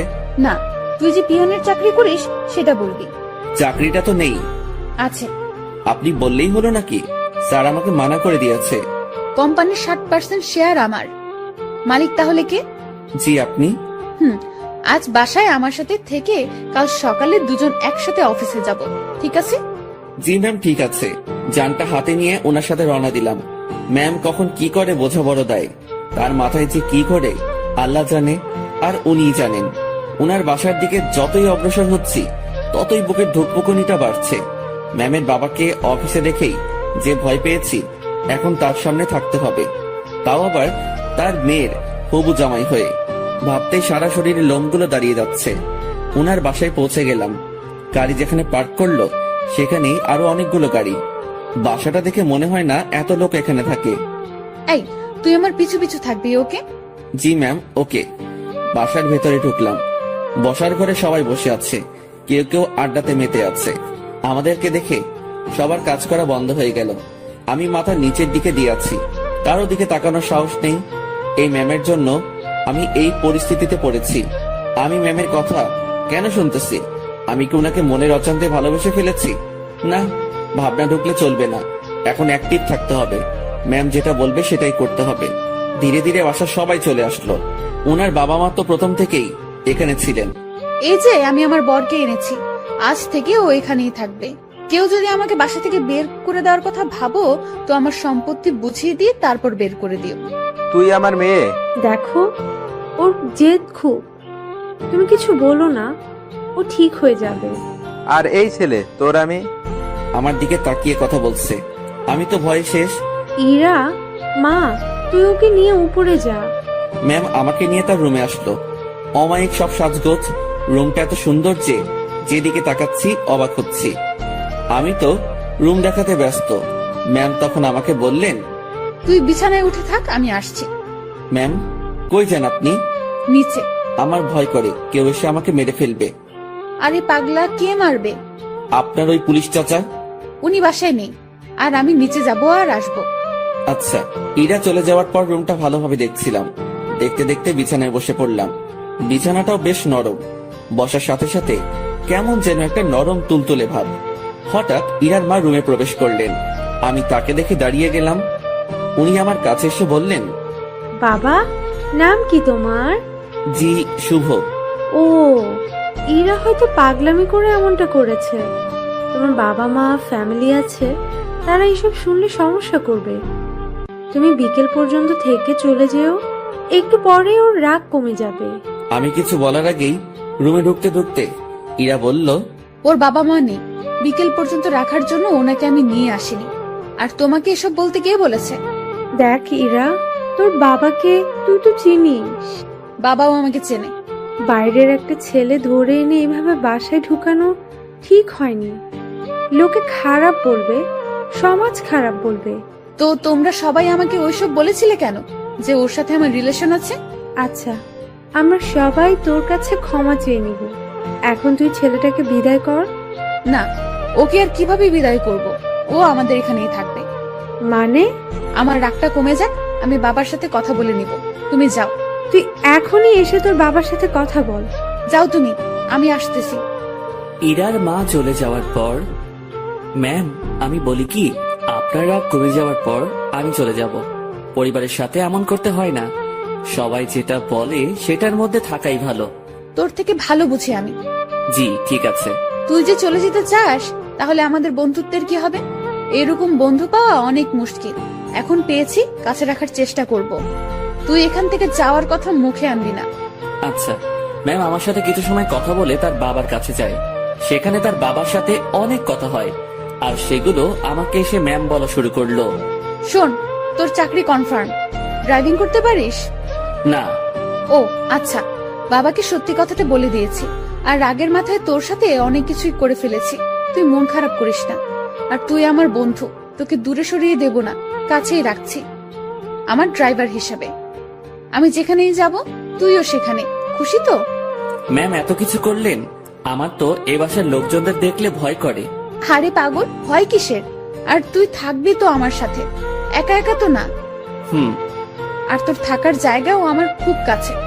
মানে? মানে পাশের রুমে। আমার রুম থেকে তোর রুম যেতে বাইরে দিয়ে ঘুরে যেতে হবে না। 2 রুমের মাঝেই একটা দরজা আছে, দেখবি? আয়। ম্যাম আমাকে নতুন রুমটা দেখিয়ে দিল। ম্যামের কোনো বান্ধবী আসলে এই রুমেই থাকতো। বন্ধু হিসেবে এটা আমার জন্য ফিক্সড। সেই যে এসে রুমে ঢুকেছি, বের হওয়ার নামই নেই। কিভাবে বের হব? বাইরে বের হওয়ার কথা মনে হলেই হাত পা ঠান্ডা হয়ে আসে। এই বাসার মানুষকে বড্ড ভয় হয়, তবে আমি জানি না তারা কেমন। বিকেল বেলা ম্যাম আমাকে নিয়ে বের হয়। ম্যাম গাড়ি চালাচ্ছে আর ধীরে ধীরে আমাকে সবকিছু শিখিয়ে দিচ্ছে। মন দিয়ে সব দেখছিলাম আর শুনছিলাম। সন্ধ্যায় আবার বাসায় ফিরলাম। বাসার কাজের লোকটা আমার খাবার রুমে এসেই দিয়ে যাচ্ছে। তার মানে বাকিদের সাথে খেতে হবে না। বাঁচা গেল। ম্যাম তার রুমে বসে অফিসের কাজ করছে, আর আমি আমার রুমে বসে কোনো কাজ নেই। একবার রুমের এপাশ থেকে ওপাশে যাচ্ছি, কখন আবার রুমের জানালা খুলে দিয়ে দাঁড়িয়ে থাকি। আমার তো আবার প্রকৃতি দেখার অভ্যাস। আর একটু রাত হলো, এবার নজর গেল নিজের ব্যাগের দিকে। ব্যাগ থেকে কাপড় এখনো বের করা হয়নি। বিছানায় ব্যাগ নিয়ে গিয়ে কাপড় বের করছিলাম, আর তখনই সেই সকালের কথা মনে পড়ে গেল। ম্যাম কি টর্চারটাই না করেছিল সকালবেলা, আর সেখানে ওনার কাছে আসা পেটে হাত রাখা। এসব মনে পড়তেই হাসি পেল। একা একা হাসছিলাম। হঠাৎ রুমের ভেতরের দরজায় নক। ম্যাম ডাকছে। তড়িঘড়ি করে উঠে গিয়ে দরজা খুলে দিলাম। জি ম্যাম, আসুন। কি করতেছিস তুই? এই যে কাপড়গুলো বের করতেছি। তুই অনেক আলসে মানুষ তো। সেই সকালে আসছি, এখনো তুই কিছুই গুছিয়ে উঠতে পারিসনি। মনে ছিল না। ভাঁজ কর এখন। আমি আবার বিছানায় বসে কাপড় ভাঁজ করায় মন দিলাম। ম্যাম আমার গা ঘেঁষে বসলো। উনি খুব কাছে বসেছিল, তাই বললাম, ম্যাম একটু দূরে বসেন, সমস্যা হচ্ছে। কথাটা বলেই মনে হয় জীবনে সব থেকে বড় একটা ভুল করলাম। কথাটা বলার সাথে সাথে ম্যাম চোখ লাল করে ফেললেন। দেখে বোঝাই যাচ্ছিল বেশ রাগ করেছে। ফর্সা মানুষ, তার শরীরে রক্তগুলো সব চোখ মুখ গালে এসে জড়ো হচ্ছিল। দেখে এমনটাই মনে হচ্ছে। উনি উঠে দাঁড়ালেন আর তার রুমে চলে গেলেন দরজা না লাগিয়ে। আমি বিছানায় বসে আছি, ভাবছি ভুল যা করার তা তো করেই ফেলেছি। আমার জীবনে সুখ নেই, শুধু সমস্যা আর সমস্যা। কাপড় আর ব্যাগ ফেলে রেখেই পা টিপে টিপে তার রুমের দিকে এগোতে থাকলাম। উকি দিয়ে দেখি আমার মতোই জানালা খুলে দাঁড়িয়ে আছে, বারবার চোখ মুছছে।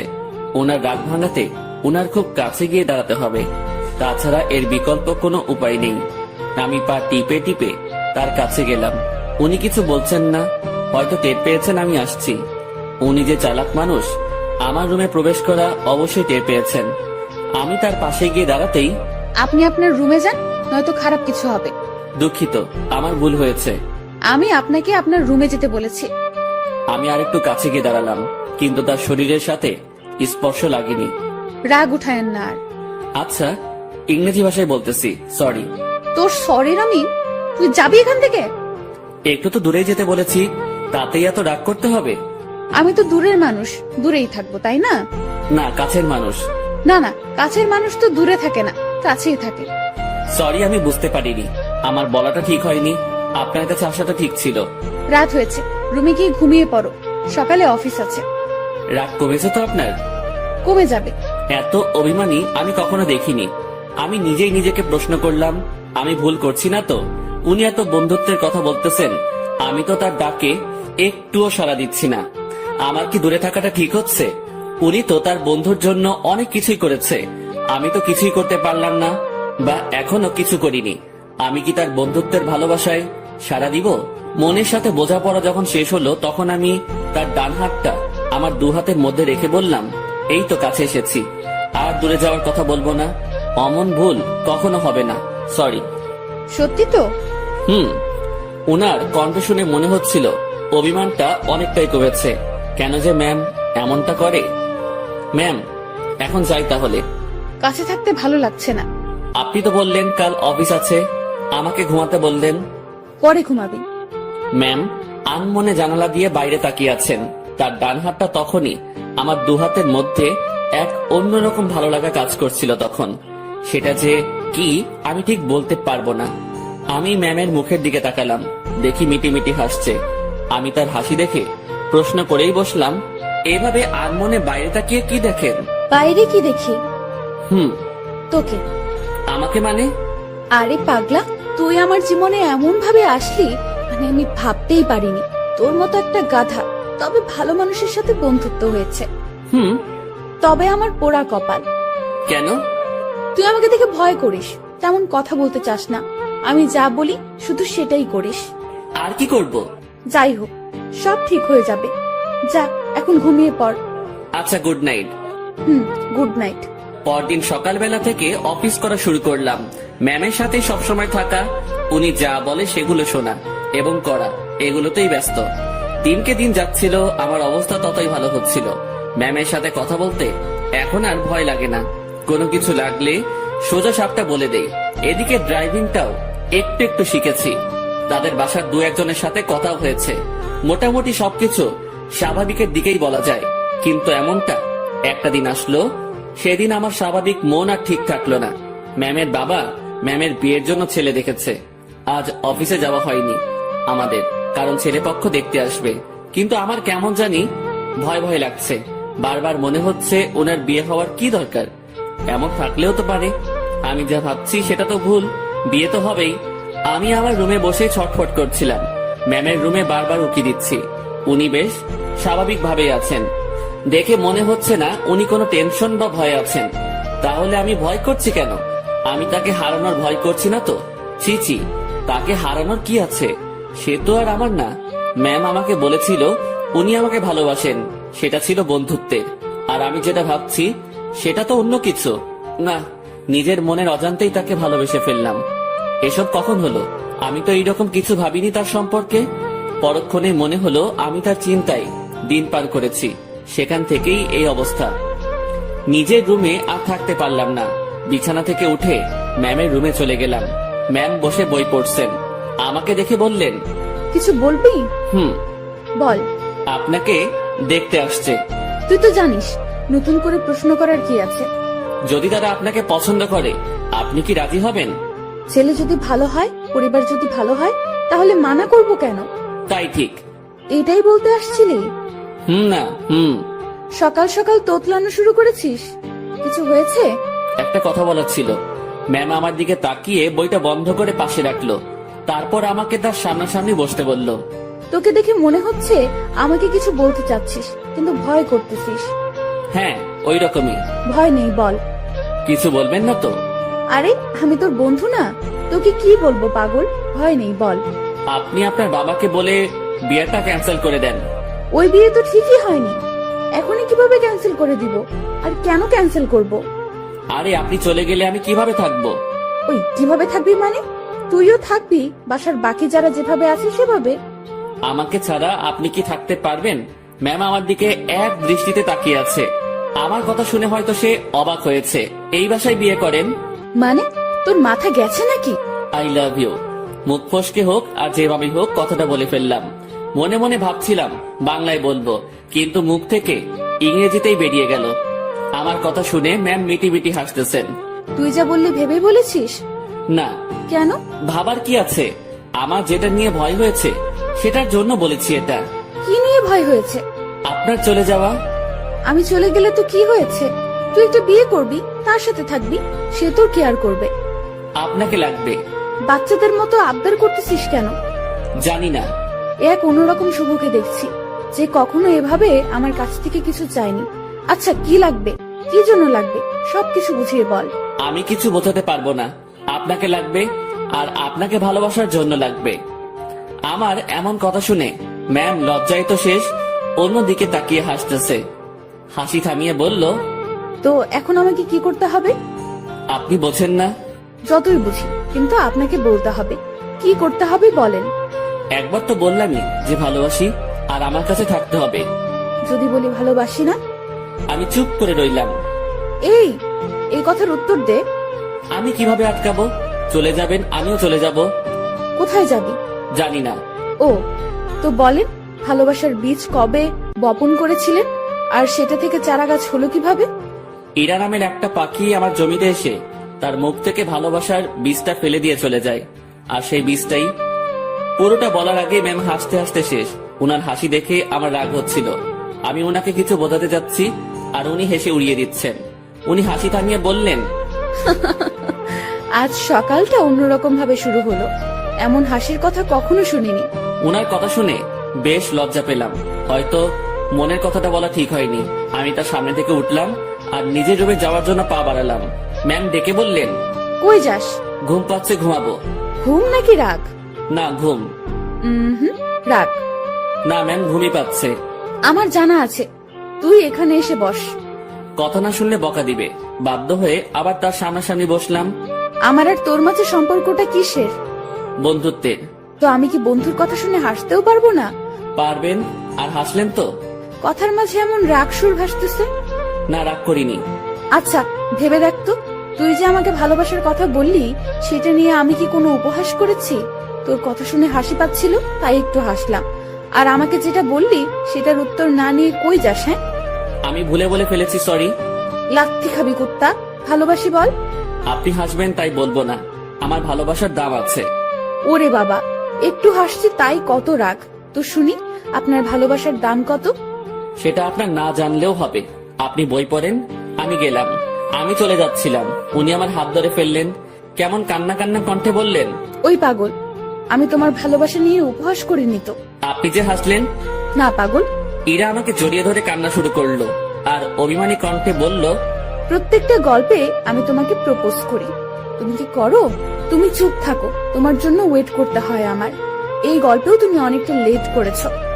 আমার কি অপেক্ষা করে থাকতে কষ্ট হয় না? তুমি আমার জন্য কিছুই করো না, আর করতেও হবে না। শুধু ভালোবাসলেই চলবে। আর হ্যাঁ, রাগ দেখাও কেন আমাকে? রাগ শুধু তোমারই আছে, আমার নেই। আর কখনো যদি তোমার কথায় রাগের সুর পাই, তো তখনই ব্রেকআপ।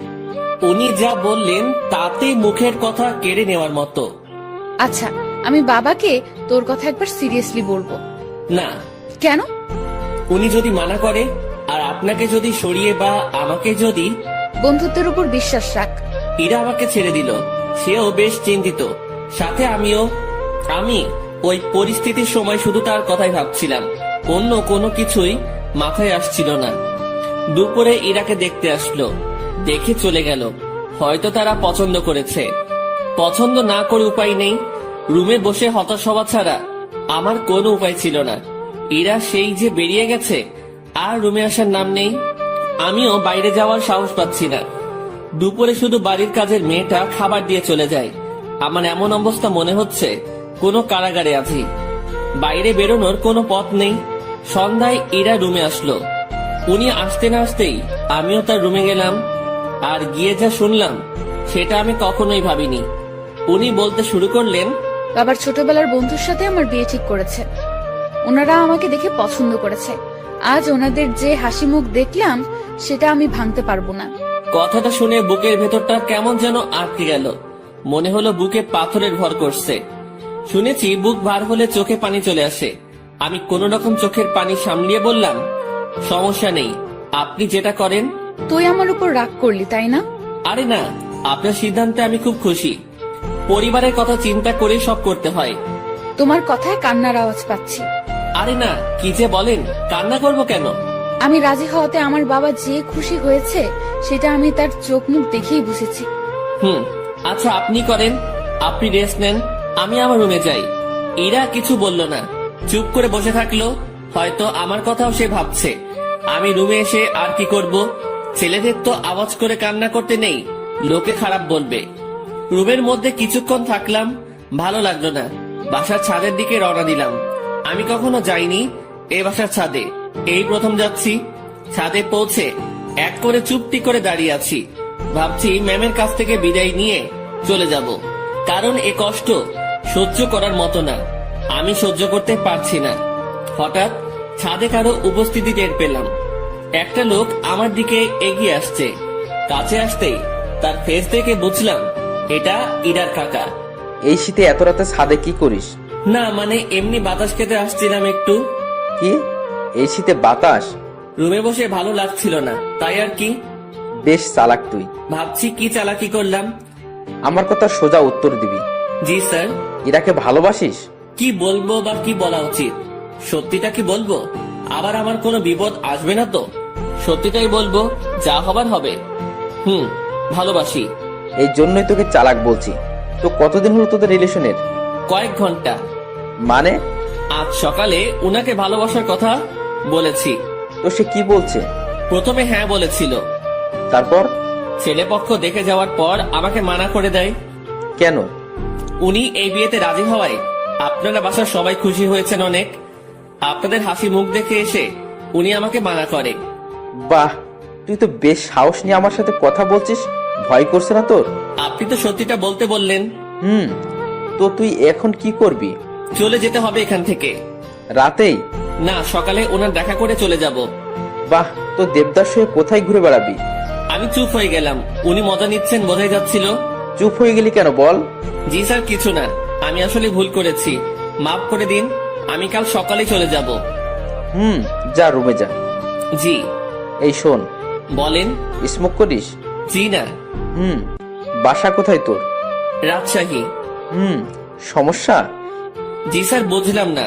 কিছু না, সকাল সকাল চলে যাস। নেক্সট টাইম আমার সামনে পড়লে সমস্যা হবে তোর। আমার সামনে যেন না দেখি। জি স্যার, আর দেখবেন না আমাকে। রুমে আসলাম, তার সাথে কথা বলতে ভয় তো করছিলই না, মনে হচ্ছিল আরো কিছু সময় কথা বলি।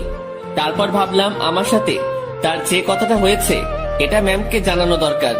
চলে গেলাম তার কাছে, যেসব কথা হয়েছে সব বলে আবার নিজের রুমে আসলাম। কিছু সময় পর মনে হলো আসল কথাটা মানে আমি যে কাল চলে যাব এটা বলাই হয়নি।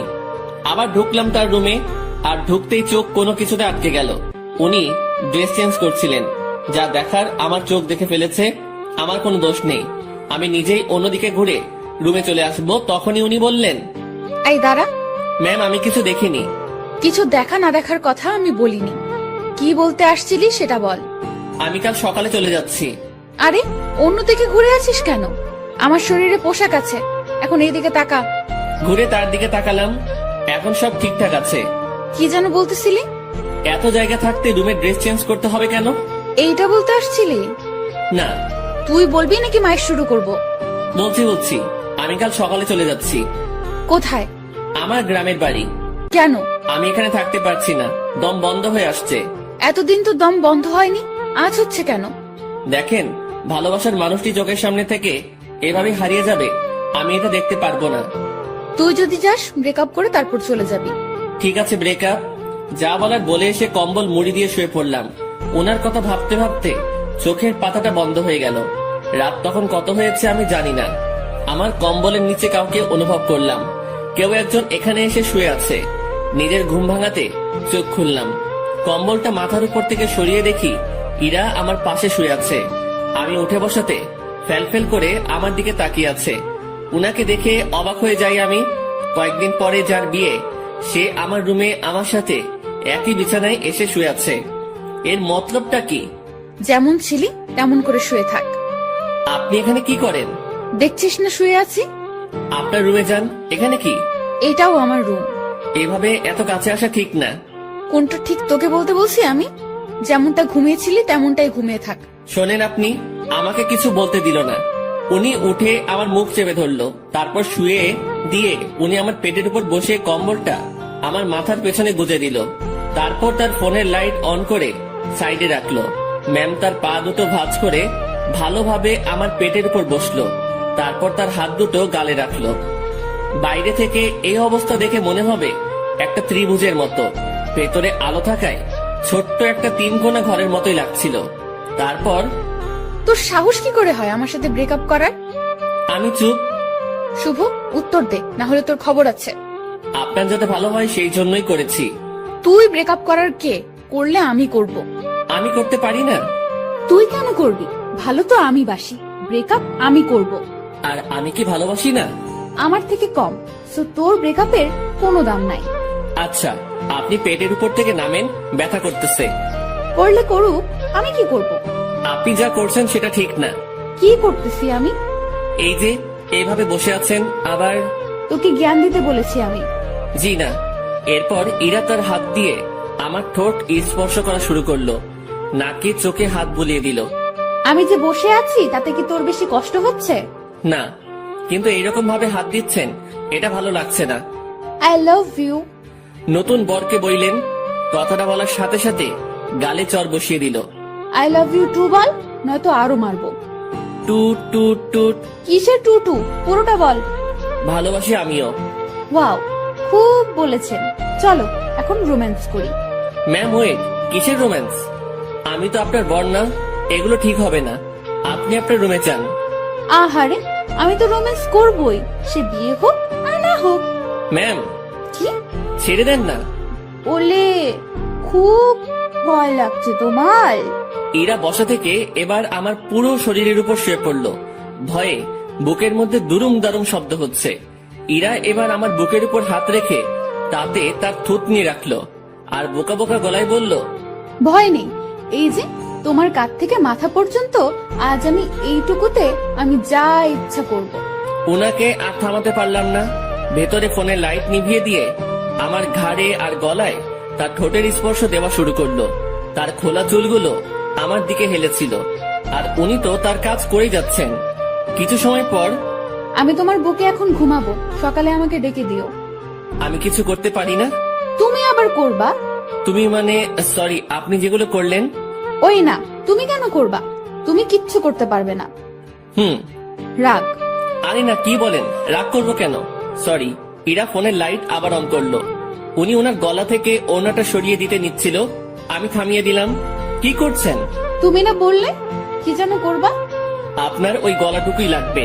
হ্যাঁ, এই আমাকে কিছু করতে দিল না, আর এখন উনি বায়না ধরে বসে আছেন।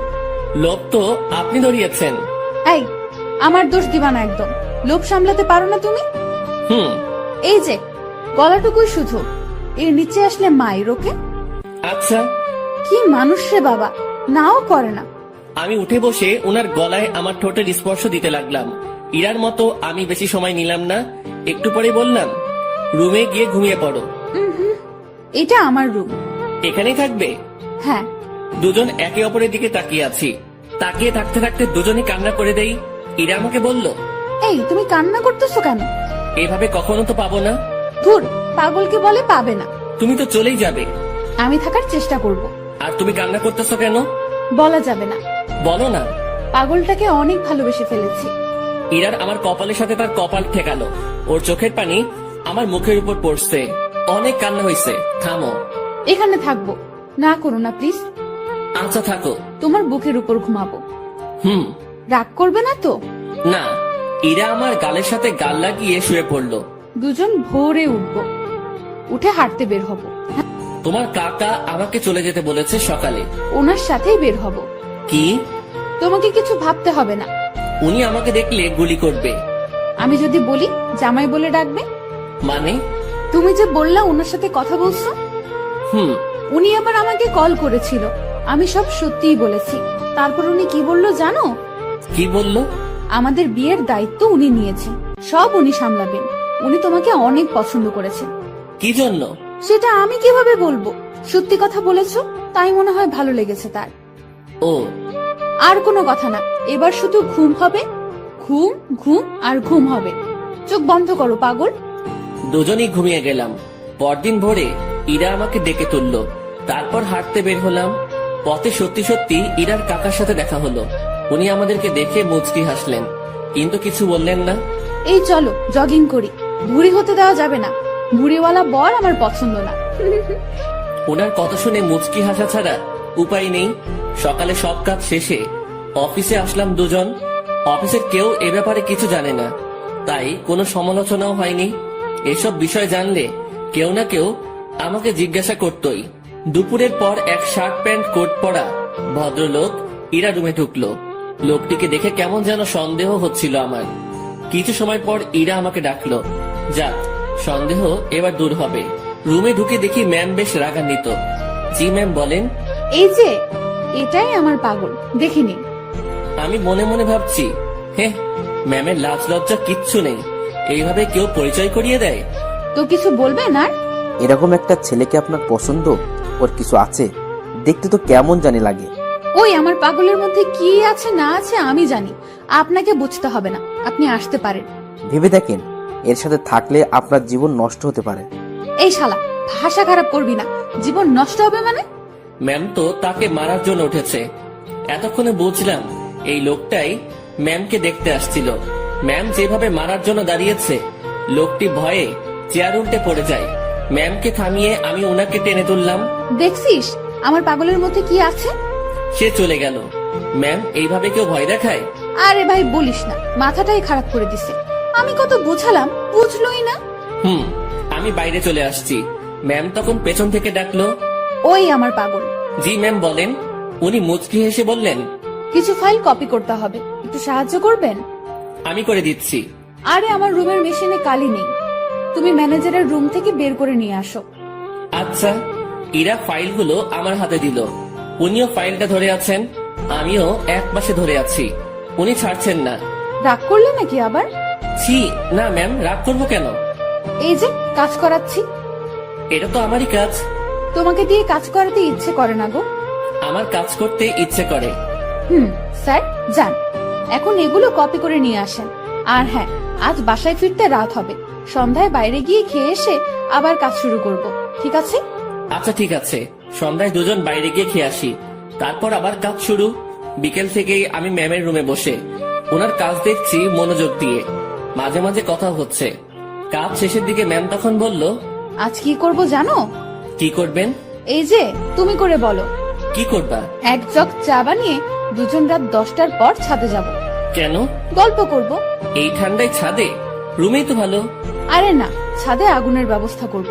তুমি আমি পাশাপাশি বসে চা পান করব আর গল্প করব। আর স্যার, মানে আপনার বাবা যদি দেখে? ও পাগল রে পাগল, কাকা তো বাবাকে সব বলে দিয়েছে। বাবা আবার তার বন্ধুকে মানা করে দিয়েছে। আর সেই জন্যই ছেলেটি আমার কাছে আসছে রিকোয়েস্ট করার জন্য, যাতে আমি মানা না করি। তারপর তোমার কথা বললাম, তোমাকে দেখালাম। ও, এই ব্যাপার? জি, এখন বাসায় সব চলবে। সব চলবে মানে? বাসায় চলো, বাসায় গিয়েই বুঝাবো নি। ঠিক আছে পাগল? কাজ শেষে আমরা বাসায় আসলাম। প্রতিদিনের মতো আজ আমাকে আর একা খেতে হলো না, সবার সাথে বসে খাচ্ছি। বেশ ভয় নিয়েই টেবিলে বসে আছি। ধীরে ধীরে সবার সাথে পরিচিতি হলাম। খাওয়া শেষে ইরার বাবা আমাকে ডেকে বাইরে নিয়ে গেলেন। দেখো, বাসার সবাই তোমাকে মেনে নিচ্ছে, শুধু আমি বাদে। এর পেছনে কারণও আছে। তুমি সামান্য একটা মানুষ, কত বড় ফ্যামিলির দিকে হাত বাড়িয়েছো, সেটা খেয়াল করেছো? ধরো কাল তোমাদের বিয়ে দিয়ে দিলাম, তারপর আমার মেয়েকে নিয়ে উঠাবে কোথায়? স্যার, বেয়াদবি মনে না নিলে একটা কথা বলি। বলো। আপনার মেয়ে বলেছে ও কাজ করে খাওয়াবে কিছুদিন। এর মাঝে আমিও কিছু একটা করে ফেলতে পারবো ওর সাহায্যে। আমরা এমনটাই ভেবেছি। ও, বউয়ের হাতের কামাই খাবে? না, বন্ধুর হাতের কামাই খাবো। মুখের উপর কথা বলছো। আমি তো বলেই নিলাম, কিছু মনে করবেন না। ওকে, দুদিন পর তোমাদের বিয়ে। সমাজের নিয়ম অনুযায়ী আমার মেয়েকে নিয়ে বাসা থেকে বেরিয়ে যাবে। কোথায় যাবে সেটা আমি জানি না, ওকে? জি স্যার। কথাটা ইরাকেও জানিয়ে দিও। জি। ইরার বাবা আমাদের উপর বেশ রেগে আছেন। রাগাটাই স্বাভাবিক, যা কাজ করেছি। বাইরে দেরি না করে ইরার কাছে গেলাম, গিয়ে কথাগুলো বললাম। এত তাড়াতাড়ি বিয়ে? ভাবলাম মাসখানেক একটু প্রেম টেম করবো, এখানে ওখানে ঘুরতে যাব, সেগুলো মনে হয় আর হবেই না। বিয়ের জন্য প্রস্তুতি নিতে হবে। হ্যাঁ, আগে তো বাসা ঠিক করতে হবে। তুই বেটা এত টেনশন নিতেছিস কেন? তুই বাবাকে বলেছিস বন্ধুকে বিয়ে করতেছিস, তাই না? হুম। তো তোর বন্ধু থাকতে এত টেনশন কেন? শোন, আমি একটা ফ্ল্যাট কালকের মধ্যে কিনে নেব। আর হ্যাঁ, সংসার করতে অনেক কিছু প্রয়োজন, সেগুলোও কিনতে হবে। হুম। বিয়ের পর সংসারে তুমি আমি 50-50 খরচ দিব। আমি এত টাকা কই পাবো? ও হ্যাঁ, তাও তো একটা কথা। আচ্ছা শোন, উপায় একটা বের করেছি। আমি দিব 80%, আর তুই 20%, আর ভালোবাসা দিবি তুই 99%, আর আমি 1%। কি? না, আপনি আমাকে ভালোবাসবেন না। যদি সংসারে 50-50 খরচ দিতে পারেন, ভালোবাসাটাও তেমনই ভাগ হবে। এটা কোনো কথা? তো নিজেদের মধ্যে রাজনীতি করাটা কি ঠিক? দেখ, আন্দোলন করতে থাক, কাজ হয় কিনা। মনটা একটু নরম করেন। আপনি যদি আমাকে 100% ভালোবাসা দেন, তো ভালোবাসার পিপাসায় আমি তো মারা যাব। ওই মুখে ওসব মারা যাওয়ার কথা আনবি না। জি ম্যাম। যা রুমে গিয়ে ফ্রেশ হয়ে নে। আচ্ছা। ফ্রেশ হয়ে দরজা লাগিয়ে দিলাম, কারণ দরজা খোলা থাকলে আজ আর ঘুমাতে দিবে না। ঘুম প্রায় চলেই আসছে, সেই সময় ডাকাডাকি শুরু করলো। মুখে বিরক্তি নিয়ে দরজা খুললাম। ওই এখনই ঘুমাচ্ছিস কেন? চা রেডি, চল ছাদে যাব। ওকে চলেন। ঘুমের 12টা বেজে গেল। দুজনে গিয়ে ছাদের মাঝখানে কিছু কাঠখড়ি দিয়ে আগুন জ্বালিয়ে নিলাম। ওনার সব কথা শুনতে হচ্ছে। এদিকে আমার নাজেহাল অবস্থা। নিচে থেকে উপরে এতগুলো কাঠখড়ি আনা, তাও আবার চোখে ঘুম নিয়ে প্রচন্ড রকমের বিরক্ত লাগছিল। আমি আর ইরা আগুনের খুব কাছাকাছি বসলাম। সে আমার শরীর ঘেঁষে বসলো। সে জগ থেকে একটা কাপে চা ঢাললো, তারপর কাপটা আমার হাতে দিয়ে বলল, আগে তুমি খাও, এই পুরোটা না, কিন্তু জাস্ট এক চুমুক, তারপর আমি, তারপর আবার তুমি খাবে। ইরা কথাটা বলে আমার হাতের মধ্যে দিয়ে হাত দিয়ে জড়িয়ে নিল। আমি এক চুমুক খেলাম, আর তারপর উনার মুখে ধরলাম। আমি যে জায়গাটায় ঠোঁট লাগিয়েছিলাম, ঠিক সেখানে সে ঠোঁট লাগিয়ে চা খেলো। খাওয়া শেষে ইরা আমার কাঁধে মাথা রাখলো। ওই একটা গল্প বলো। রুমে গিয়ে বলবো নি? জি না শুভ সাহেব, এখানে বলেন। কি বলবো মাথায় আসছে না। আনরোমান্টিক একটা বর। তোমার কিছু বলতে হবে না, আমিই বলছি শোনো। গান বলবো, ভালোভাবে শুনবা। বলো। আমার কাছে তুমি মানে 7 রাজার ঘর, আমার কাছে তুমি মানে অন্যরকম, আমার কাছে তুমি মানে আমার পোষা পাখি, দিনে রাইতে বুঝিয়া তোমায় আমি দেখি, তোমার কাছে হয়তো বন্ধু আমি কিছু না, তাই তো তোমার স্বপ্নে বন্ধু আমি আসি না। এই ওয়েট ওয়েট, আমি ইরাকে গানের মাঝে থামিয়ে দিলাম। কি হয়েছে, থামালে কেন? তুমি আমার স্বপ্নে আসো তো? আরে গাধা, এটা গানের লাইনে আছে, তাই বলছি। আমি তো জানি তুমি আমাকে কেমন ভালোবাসো। তুমি গানটা পারো? ও দারুণ, তাহলে চলো একসাথে গাই। তারপর থেকে শুরু করলাম। আমি মানে তুমি, আর তুমি মানে আমি। আমার কাছে আমার চেয়ে বন্ধু তুমি দামি। গলা ফাটিয়ে দুজন গান করলাম। আমাদের আওয়াজ শুনে ছাদে ছোট বড় সবাই এসে হাজির। আমরা সবাই গোল হয়ে বসলাম। আগুনটাও বড় করা হলো। তারপর সবাই মিলে আবার গান ধরলাম। রাতটা যে এমন হবে কখনো কল্পনাও করিনি।